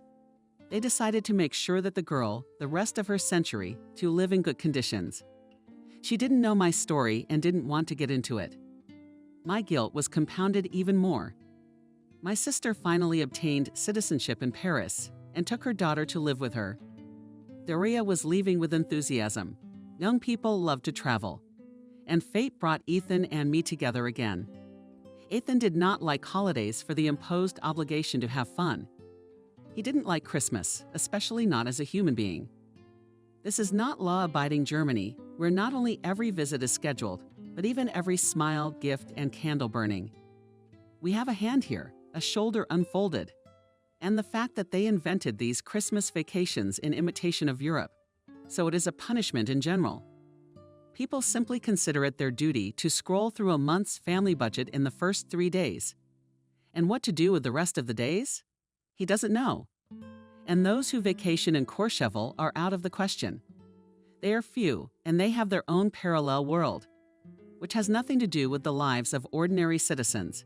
And it's these ordinary citizens who become the patients of their department. This time they stayed with Jack and a recent medical school graduate. Of course, if Ethan had his way, he would have banned paid medical education. And to get it into the heads of some smart heads and lawmakers, he'd suggest that they and their relatives get their surgeries from the likes of Jack. But the sneaky part is that they would be treated by luminaries of learning. Jack attends surgeries and learns from senior colleagues. The process seems to start from scratch. He doesn't know the most basic things. And if anything, he'll honestly admit he hasn't been to any of these lectures. If Jack ever becomes a normal surgeon, Ethan can safely go to the theater as a potential ballet dancer. Jack flew into the resident with his eyes popping out of his orbits in horror. Ethan screamed he's in the emergency room with a man brought in and blood pouring out of his stomach. Massive bleeding. "Look, hurry up, I'm scared." Ethan ran to the emergency room. There, a citizen lay on a stretcher and quietly moaned, pressing his hand to his stomach. His plaid shirt was soaked with blood from massive bleeding. The casualty was perhaps a little too ruddy. Ethan lifted, tugged at its material, and saw that the citizen's stomach was mechanized. But the persistent odor of booze would have knocked anyone off their feet. Blood was pooling from a deep cut on his right arm and a narrow trickle dripped from his broken nose. The man opened one eye and, seeing Ethan, uttered, "Doctor, it was Alex who bottled me. The bastard hit me in the head." And then Jack stood next to him with his arms folded across his chest in prayer. Nurse Helen put a tourniquet on the man, and the sufferer was sent to the trauma center under his shirt. Was it too weak to look? Ethan Jack asked, walking down the corridor. But so much blood, so much blood. The future surgeon shook his head sadly, started cheerfully muttered Ethan, sinking down on the couch in the resident. "It's 9:55 on the clock. Good if there are no major surprises and major surgeries. Assistant Jack wouldn't wish on an enemy. I'm gonna have to pull some of my coworkers away from the holiday table. I hate to do that."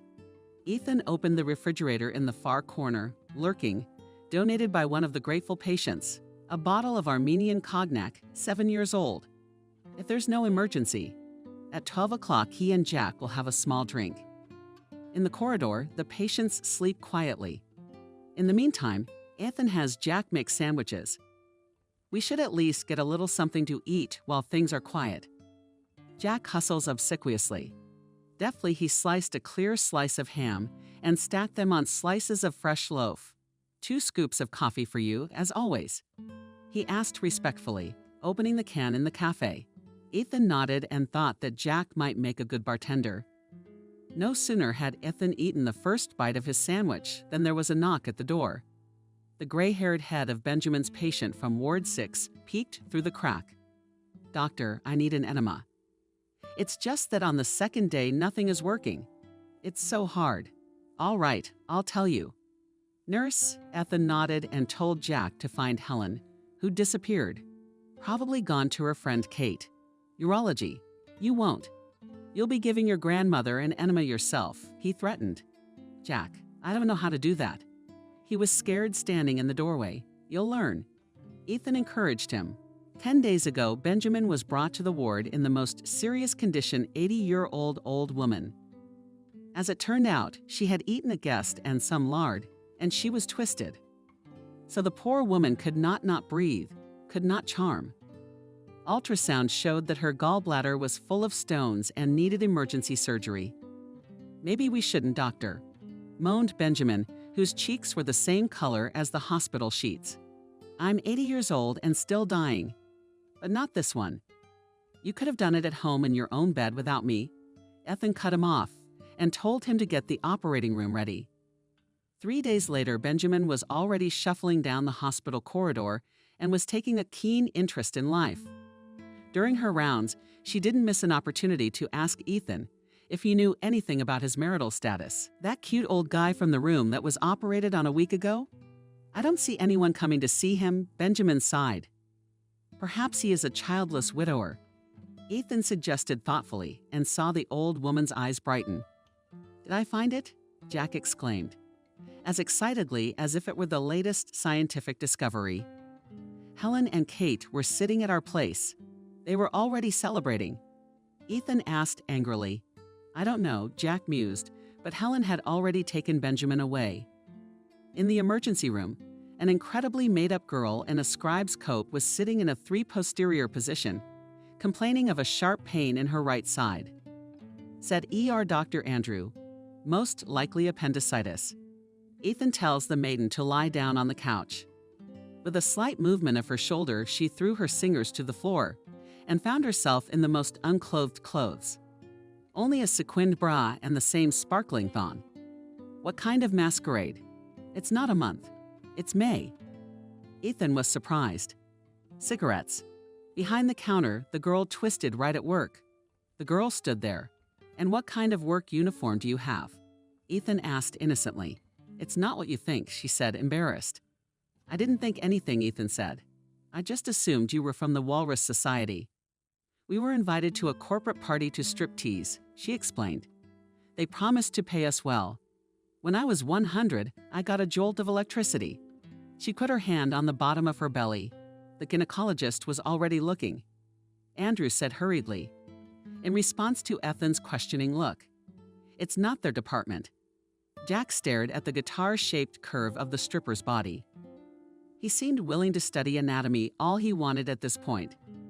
Half an hour later, Ethan walked out of the operating room.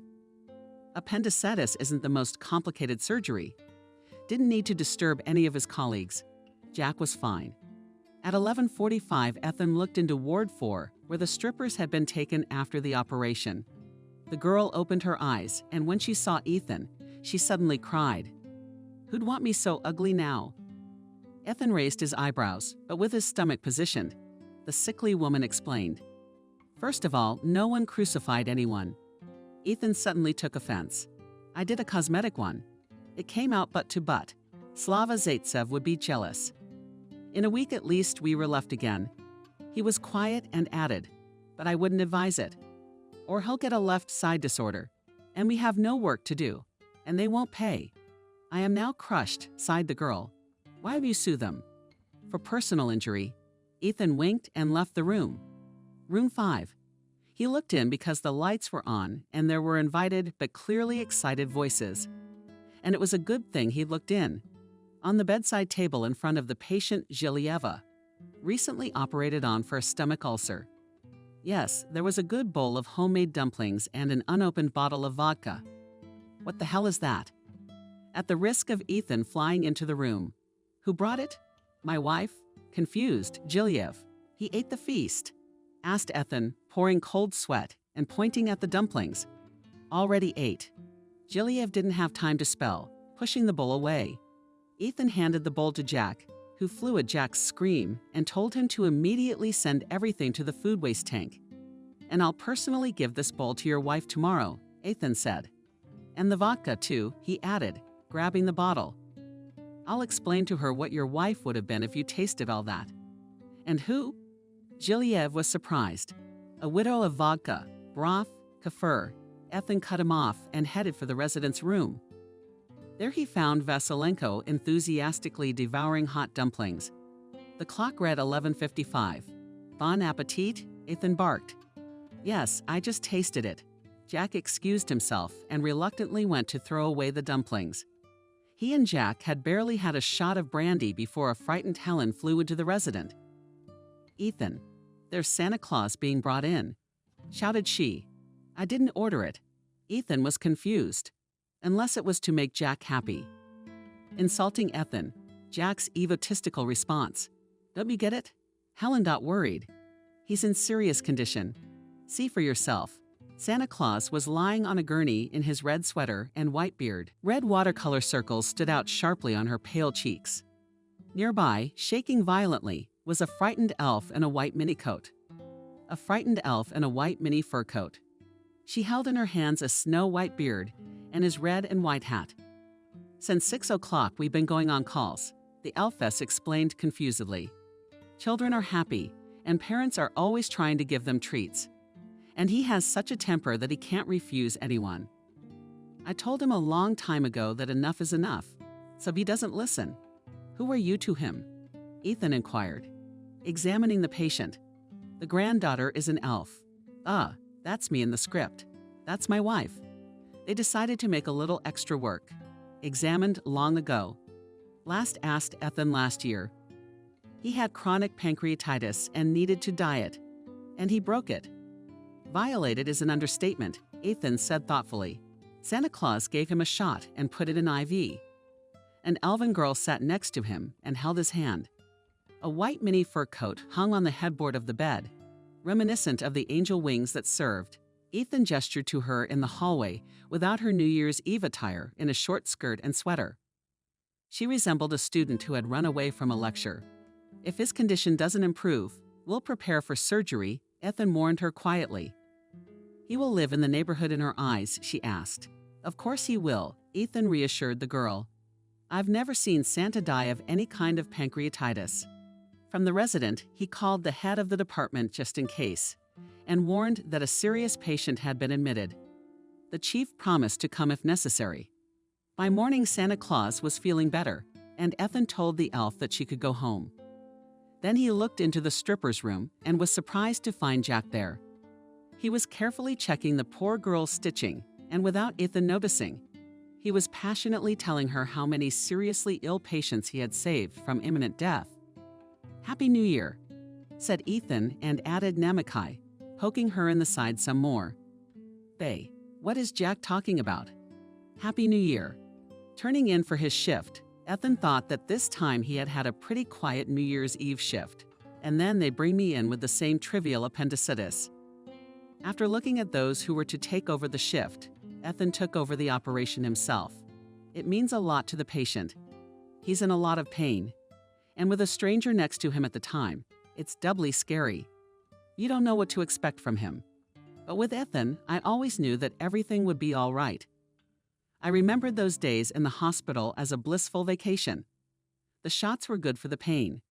My favorite doctor came to see me several times a day, and I didn't owe anyone any chores either at home or at work. I had time to think things over carefully. I realized that my husband and I could exist in parallel without interfering with each other, that loneliness would be my companion probably forever.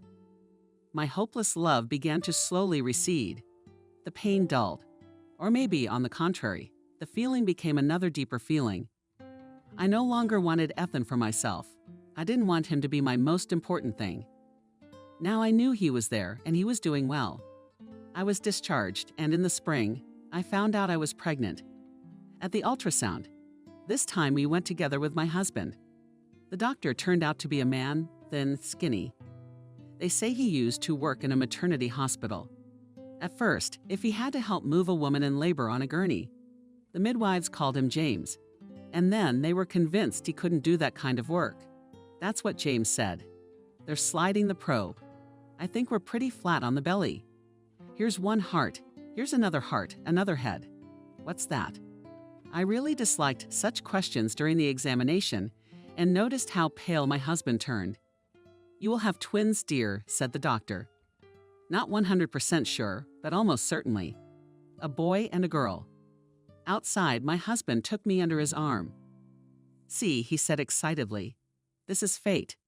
Instead of that inferior girl we gave up, she sends us 2 children at once. In such cases, they say that God gives with both hands." Suddenly, I ripped his hand away. "What if these children are not born perfect?" I asked. "We'll put them in good hands again. How can you and I talk about God? After all, maybe our girl grows up normal, pleasing her foster parents. We've been told that can't happen. You know what happens. Doctors make mistakes sometimes. And even if she's gone, we'll never know. It'll haunt me for the rest of my life." We didn't talk the rest of the way. I did give birth to a boy and a girl. I left my favorite dives. I didn't care about that anymore, except to the sea. We could sometimes get away with the kids, but the country was taking a turn for the worse. There was another crisis, and we bought a villa. If my husband thought that our twins are compensation received from fate for the child we lost, I thought that the new villa is compensation for the one that tormented me all my childhood and adolescence. Villa Mom was given when she was expecting me, and not just so on, and her friend who worked in the house, and repeated under a lying stone water does not flow. These plots of land knocked out Mom, and in the 8th month looked at a plot of clay, and in the road 10 minutes walk from her factory. And she cried. "Really?" said the father. "You know how we are here all arranged and became not only my parents, but all the factory workers. Happy owners of hell knows what, but their inch of land to build a garden city. My father built it in his own way. He said something very obscene on my tongue. For instance, he had a cellar in the cabin. You open the hatch and underneath is a square room 2 meters high. The empty one jumps out, and there is another hatch in the floor, and under it there is another such 2-meter square room, and again without a ladder. And there's potatoes, baths. I still don't know how my father got down there. Maybe he jumped down and pulled himself up on a rope with buckets in his teeth. But nothing's been stolen from us in a quarter of a century. Thieves opened the hatch first. They'd see it was empty, and they'd leave, disappointed. Once they could not contain their feelings and wrote on the wall of the cabin in big blue letters, "Goat." That's what we've been calling it ever since. Villa, villas, goat. But kind of like Pippi Longstocking had a chicken. And my dad also raised chickens. He'd buy chickens, spread a few bags of millet on the floor, put a pot of water on the floor, lock up the house and leave. He'd come back and they'd be all grown up. They wandered not in yellow down, but in white feathers. The chickens grew up quiet and without problems. Mom loved the villas to the point of madness. At one time, she chose the institute on the principle that would not leave the city. And in the city was one polytechnic, and my mom, instead of going to any university biofaculty or agricultural, became an engineer. And for more than 30 years, she settled down in the design office. And so after a full day in the red-hot reinforced concrete thighs, Mom would break out in the evening, crushed and goat. She could graft 25 new branches onto one apple tree. She was chewed out, even sticking her dry sagebrush into the ground. Although around the plot allocated for summer houses were solid chemical plants, not caterpillars. Not even the worms didn't survive. After the factory emissions, probably the vegetables and fruits that grew here weren't useful. And if they were tested, they'd be off the charts in terms of different chemical compounds. But my sister and I grew up on it. The harvests, against all odds, were spectacular. Just a sea of strawberries and raspberries, pears, apples. We never had a car, and we had to carry the harvest home ourselves. So when I remember summer, I'd always have a bucket of cherries in one hand and a bucket of currants in the other, and with all that weight a long walk under the hot sun to the bus stop. And my sister with bags with all sorts of strong carrots. And in the summer, we always turned off elevators and hot water. So we had to carry the crops up to the 8th floor. And here you are dirty, tired, angry. There's no warm water to wash yourself, and the crops still have to be processed. Such a quantity won't fit in the refrigerator. And without a refrigerator, it's lost. I remember my sister came in to make apple juice. I was juicing. It was bouncing and vibrating on the table. How much juice did you squeeze? It's bouncing and vibrating on the table. And everything's gingerly singing. And the walls and the ceiling, and my sister's all upside down. Even her glasses are splattered. And she curses in a way that would make the laborers rest. Where did that come from? And then my sister and I insisted and sold the villa. My sister hated it. I didn't like to work the land at that time either. A neighbor bought it to combine 2 plots. That's how much my mom's teeth cost at that time, which she had done in a private office. But the teeth were uncomfortable. They were more and more in the glass. And then our dog turned the glass upside down and ate the teeth. I didn't marry the children. In the summer, we now lived in a cottage where my little ones could run barefoot. It was good that they grew up alone. The neighbors had no children. But my daughter and son were not bored without peers. They had enough of each other, although the twins were born just 5 minutes apart. They were very different, Anna and Max. Anna, as they say, is a princess.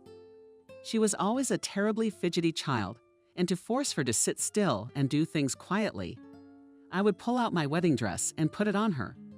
It seemed so unimaginably beautiful to Anna that she would freeze and be afraid to move, and she'd sit there for an hour or two, all so beautiful. She was not yet 2 years old when we went for a walk in the city center, and I took her to a wedding dress salon out of sheer wit. There was my dress on Flower Boulevard. Not the only one. My God, it was like a savage who had prayed for his crystal beads all his life, and suddenly found himself in a shop full of costume jewelry. Anna grabbed the 2 nearest dresses with a dead grip and howled, "Mine." We managed to take her away, only by promising that in another store dress even better. So my husband and I took her to several more stores and only then lured her to the bus stop. And then she howled all the way home for the hour we drove. And for Christmas we gave her her own dress, an airy princess dress made of white netting with stars and turnovers. It was a delight. It can't be told and can't be described. The trouble started when it was time to take the dress off. She was only 2 years old at the time. Time to eat and bedtime. So do we shake Anna out of the dress? And from then on, until she grew out of that outfit. My daughter's greatest happiness was to dress up as a princess. Max is different, completely indifferent to clothes. It's hard to convince him to change from dirty to clean. His main hobby is animals, anything from a butterfly to an elephant. Of course, my son rarely sees elephants, only when we go to the zoo. And it all started with the fact that being very young, my son was sick. He lay quite sick and miserable and asked for a rabbit. In case you didn't know, the only way to have fun with a fever is a rabbit. When I got my paycheck, I went to get a rabbit. Hare at that time in the city had when I ran a few stores and only in the last saw this creature. In the cage sat a rabbit dwarf, small, white, the size of a rat. I bought it, brought it in. Max, of course, was in complete delight and was afraid to breathe on him. In the morning, everything was fine, but in the afternoon, the rabbit fell on its side and lay down. Only the whiskers move a little, and he snores a little audibly. We call the vet. They say bring, but it is clear that the hare to the hospital will not reach the hospital. Max is squatting nearby and wipes off his cheeks. Here's large fenced. I took the animal, put it in a box. Let it rest, I say. Really just did not know what to do. Half an hour later, I see Sat Bunny washed up, falling from weakness, went to the feeder to eat, and fell asleep, coming back to the saucer with the food in a ball like a kitten. Turns out he was stressed from the extra attention. Then, when I decided to go to the orphanage and find out something about my daughter, Christmas was approaching. I wasn't feeling very well. My head and shoulders ached. I guess all illnesses are a reflection of the way we live. I had too much on my shoulders, and I had a lot of heavy thoughts in my head. We hadn't bought a Christmas tree yet, and the kids were pestering me the day before, asking if I'd forget to bring the forest beauty in time. And on that day, our employee said that Christmas trees for journalists would be free of charge, and the national park had already allocated them. They were brought, and they are lying in the garage. You can take them. I'm off. I am glad that the epic of the previous year will not be repeated. We almost got screwed then. At first, there was a wild quantity of Christmas trees, and they were sold everywhere. The market was like a lumberyard. And then either it turned out that the trees were not quite legal, or the traders lost hope of selling the goods and left. But a few days before Christmas, there were no more trees, neither live nor artificial. And Anna and I stood in the middle of the market, looked at the dirty snow with vicious needles, and thought that all the first year without. And then, as in Soviet times, comes a woman and whispering asks you a Christmas tree together with us overestimated, still unfamiliar father and daughter. And in the dirty, empty barracks, they had 2 trees on the floor. One still looked like a Christmas tree, but the other had 2 branches, one at the top and one at the bottom. And we carried this fir tree with a stick. Then we sat down with it at the bus stop and called my husband, who had been sent to look for a Christmas tree in other parts of the city. We got one, only you meet us because we're not carrying it. We sat there and hid it behind our backs because we were embarrassed that it was so ugly. And everyone thought we were hiding it because we were greedy and didn't want to tell them where they sold them. It was the last Christmas tree in town. We took it as a basis because at the dacha we have a spruce, which my mother brought in a scarf from near Street Petersburg, from the Ship Grove. The fir tree has already grown taller than the house. We cut off a few branches from her and screwed to our freak. And now you can choose the trees of your choice. That's great. We don't have much room in the house. All the rooms are crammed with furniture. The only place we can put a tree is on the table. So I asked in advance that they get me the smallest tree they could find. I was passing by the bazaars. There were some tiny Christmas trees there, but I thought that Leshka would bring a Thumbelina. I'm going into the garage. Anyway, if I stand on a chair, I can reach the top of the lowest Christmas tree with my raised arm. Our male coworkers, they said they drank it. Executed before Christmas. So for some reason I felt bitter that I just waved my hand and went. I didn't know why I got on the bus and went to the orphanage. Of course, they wouldn't let me go any farther than the watch. After all, I had no prior arrangement with anyone. And passing by, the educator only threw that the secret of adoption is protected by the state. And I will never know what kind of family took my child in, and then a miracle happened. Anyway, I can't interpret it any other way. The old nanny who was mopping the floor left her mop and looked at me. Are you that stupid girl who swam out of before she abandoned the baby? Aya, do you remember me, even though I'm an old woman with a bad memory? I can tell you the truth, but I don't want you to run around in my generation. What are you talking about? I don't get it. Well, you won't complain to all the authorities that they cheated you for no reason that our bosses are in trouble. What about my girl? I got cold feet. I was cheated. She's dead. Your daughter is alive. The nanny squeezed the rag and wound it around the mop again. She's grown up all right. Not even sick at all. Only nobody took her in and adopted her. She grew up in these walls. She finished school and moved away. Where to? I guess I couldn't control my voice at that moment, because the woman on watch looked back at us. I don't know about that. You didn't give her a name, did you? If you gave up on her right away, why are you crying? It's too late now. Her name is Lily. Maybe she's married now. I was already crying. I would have come to my senses. I would have taken her. That's why the nurse said that different moms come here and make scandals. And our teachers have been beaten up. That's why we try to say that their children are no longer here. How am I gonna find her now? And here's a clue, she had a boy. And once they ran away from the orphanage together to a tattoo parlor, they beat a dragon and rose on her shoulder. They'd fought a lot, then the teachers. But she didn't remove the tattoo and probably wears it today. It's a hard life here, Mama.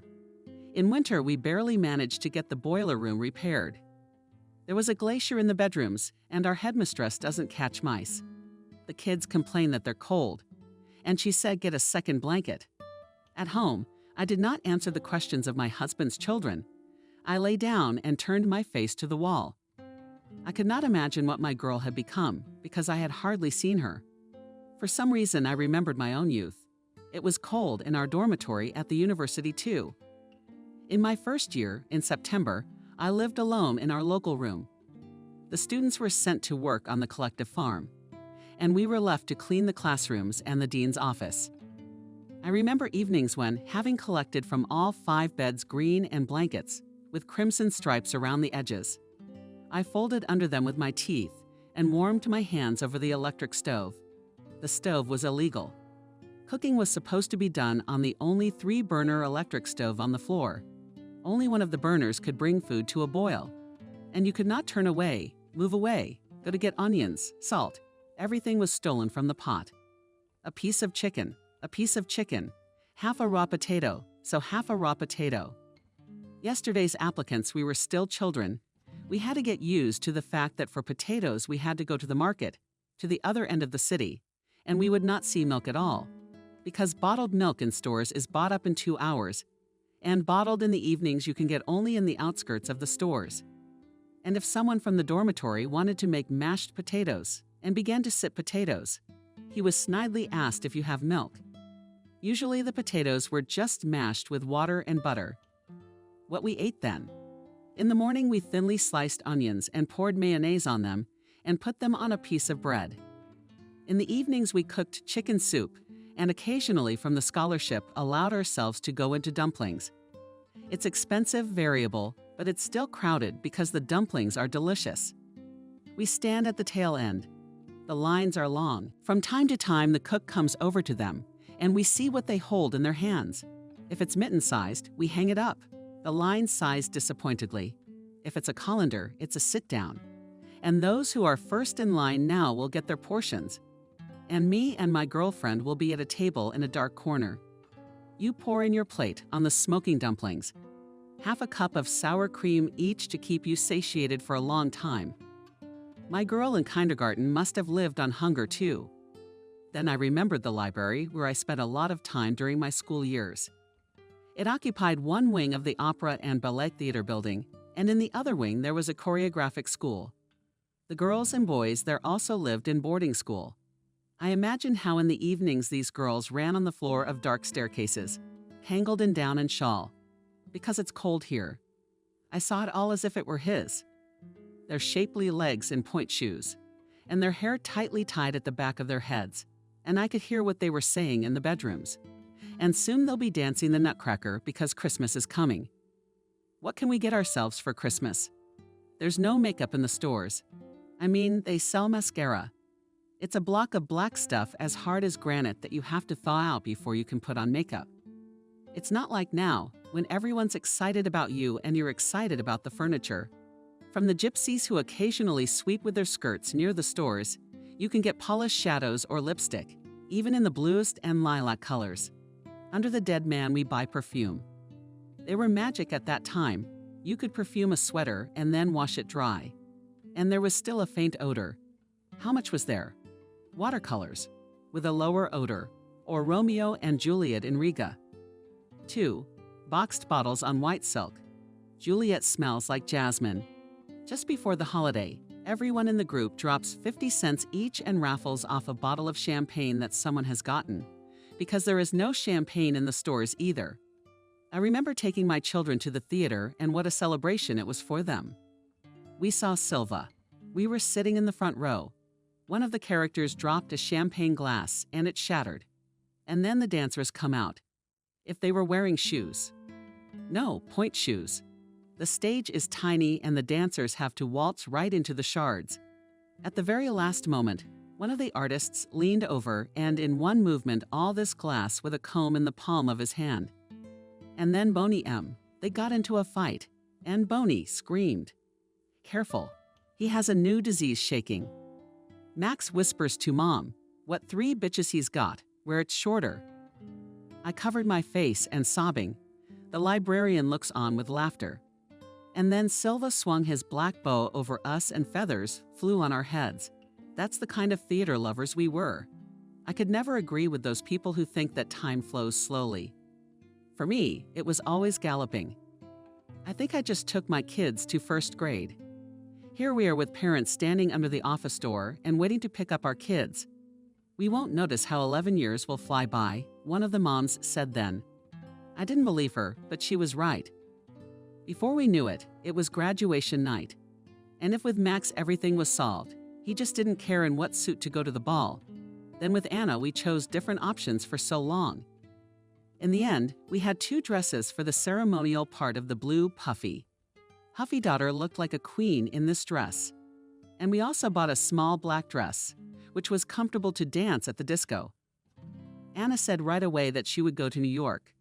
Max chose the law school in our city. I realized that my daughter and son's childhood was over. The chicks are leaving the nest, and that's the way it should be.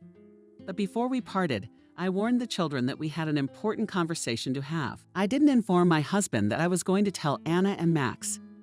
He'd long since given up on our first child. Blurred it out of his memory. To him it was just some unpleasant incident that happened in such and such a year. But I knew I'd be tormented for the rest of my life by the fact that I'd given up my child. So I honestly told my kids that they had an older sister.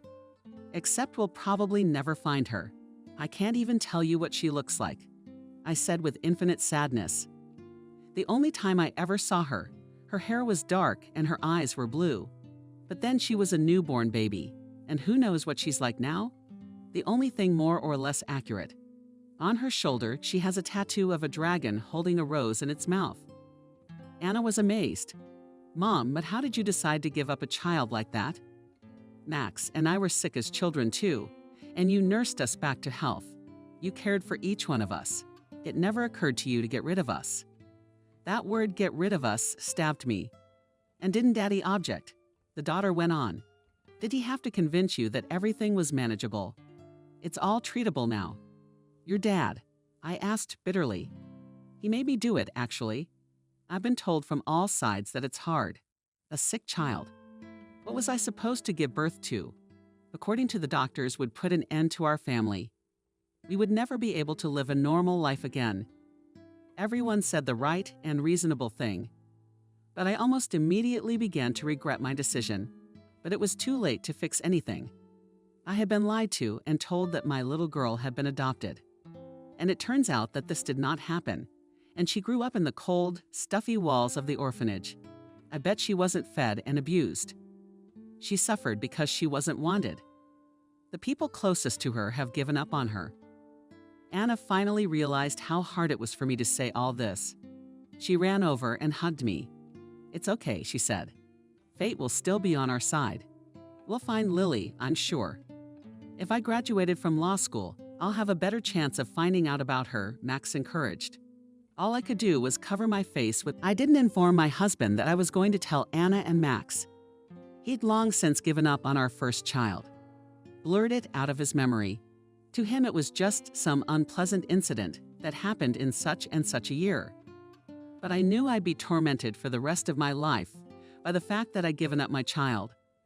So I honestly told my kids that they had an older sister. Except we'll probably never find her. I can't even tell you what she looks like, I said with infinite sadness. The only time I ever saw her, her hair was dark and her eyes were blue. But then she was a newborn baby, and who knows what she's like now? The only thing more or less accurate. On her shoulder, she has a tattoo of a dragon holding a rose in its mouth. Anna was amazed. Mom, but how did you decide to give up a child like that? Max and I were sick as children too, and you nursed us back to health. You cared for each one of us. It never occurred to you to get rid of us. That word "get rid of us" stabbed me. And didn't Daddy object? The daughter went on. Did he have to convince you that everything was manageable? It's all treatable now. Your dad, I asked bitterly.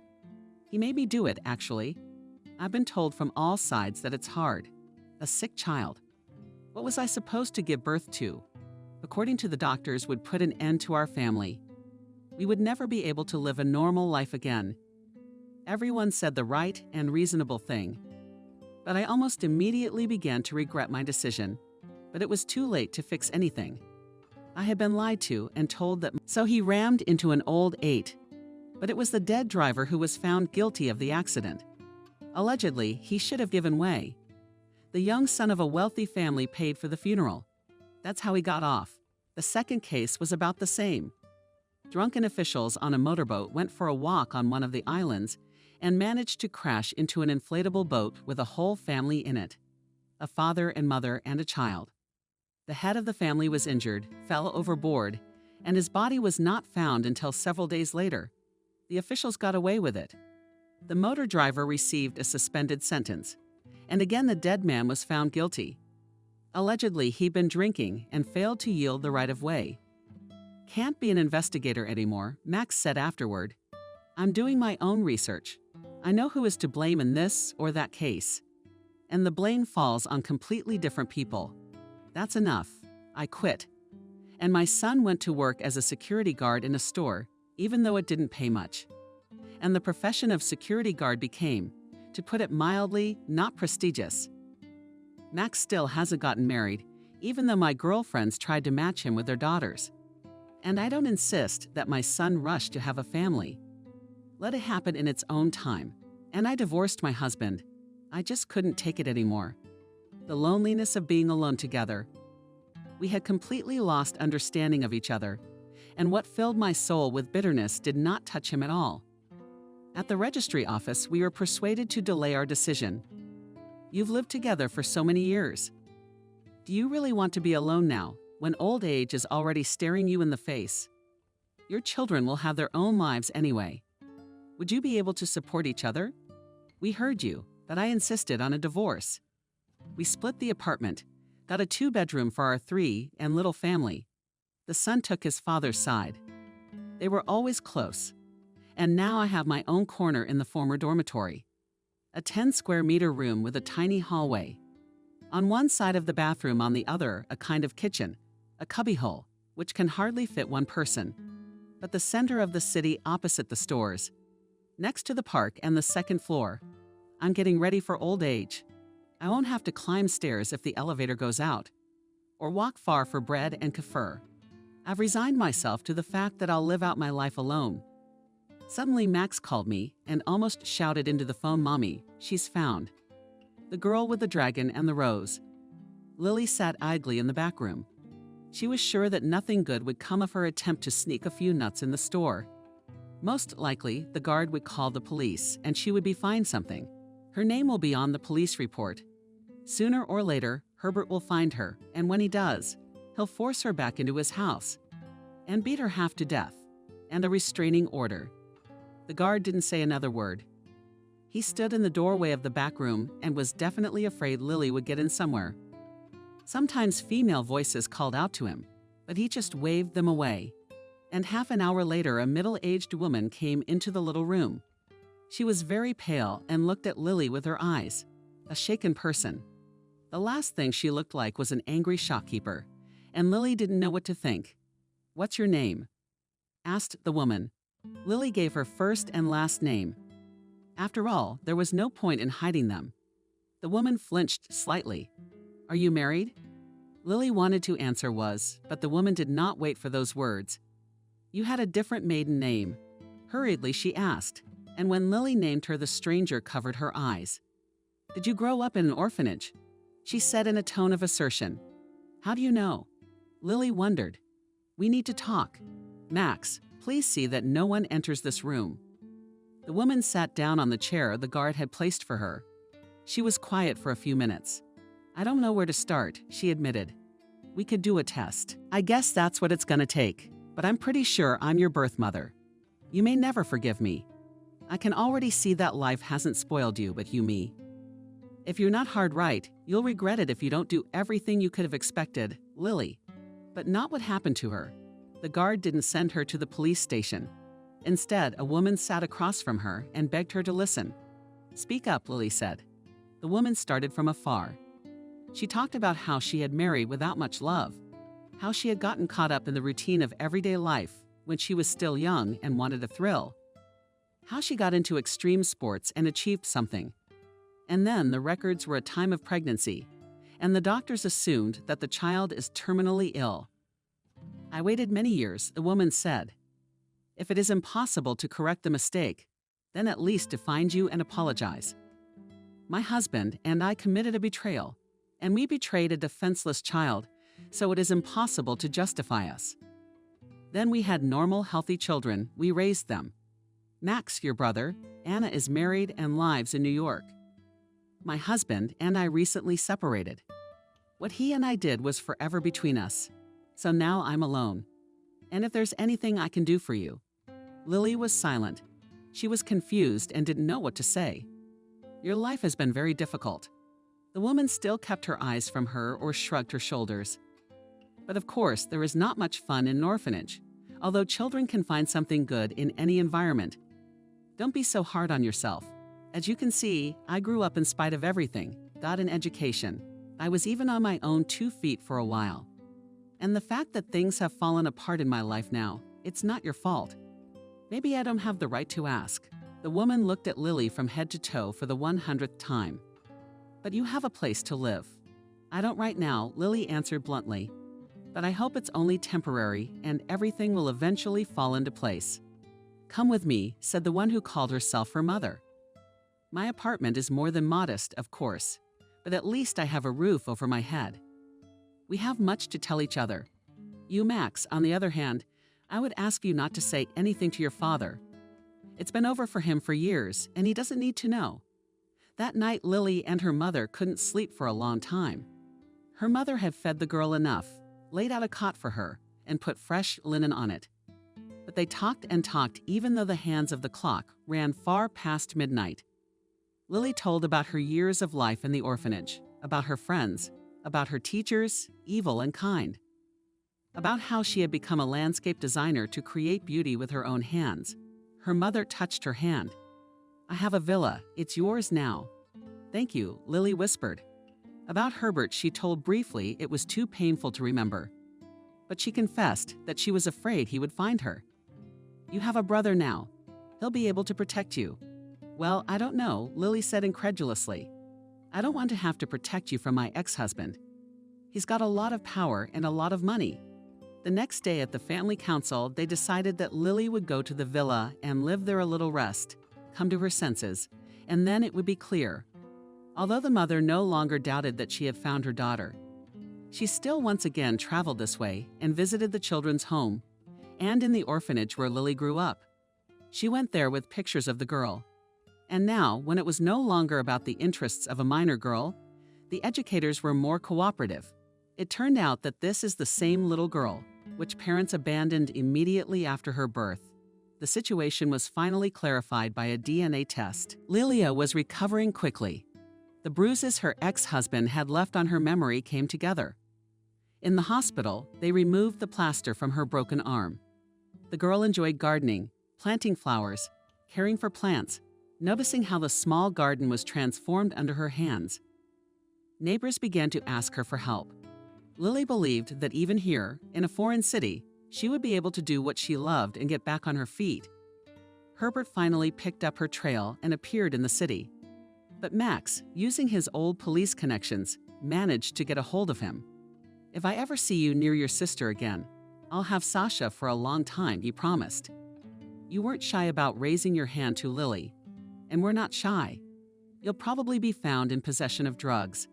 And that's a lot of time." And Mom got a call from the doctor she was hopelessly in love with. Kelly said, "Let's meet you somewhere. I've been wanting to talk to you for a long time." Kelly couldn't invite him to her tiny room. There was no place to sit. They set up a meeting at a cafe in the park near Kelly's house. It was a rainy and cold day, and it suited the woman's mood. Until now, her rare encounters with Ethan had been like a drug of happiness and hope at first, and then he'd be gone for months, if not years. And that was how it was now. The last time they'd seen each other was several years ago. Kelly knew she had grown old, but she accepted her age with dignity. Didn't get along unnecessarily, which made quite a few older women ridiculous. Kelly always dressed tastefully. She didn't own many things, but they all suited her. A good haircut, a light scarf around her neck, a light-colored coat. But most importantly, her gaze had changed. It didn't have that tragic note that you always have. "Something good?" Ethan asked. Kelly smiled slightly. "It's a long story, but you called me here for a reason, so there was a reason. Let's start with you. I just wanted to see you." Ethan shrugged. "Somehow I ended up alone." "But you've been alone before." Kelly wondered. "As far as I know, your parents live in another city with your brother." "That's right. But I guess when you're young, you don't feel loneliness too much. On the contrary, you even want to be at work all day. Everyone needs you there.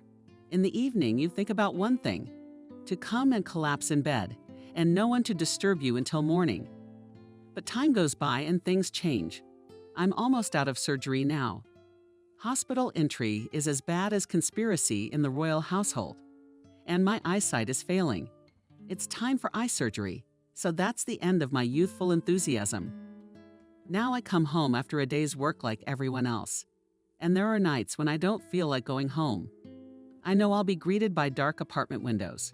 I've had a lot of patients, but you're the only one who's ever asked me about me.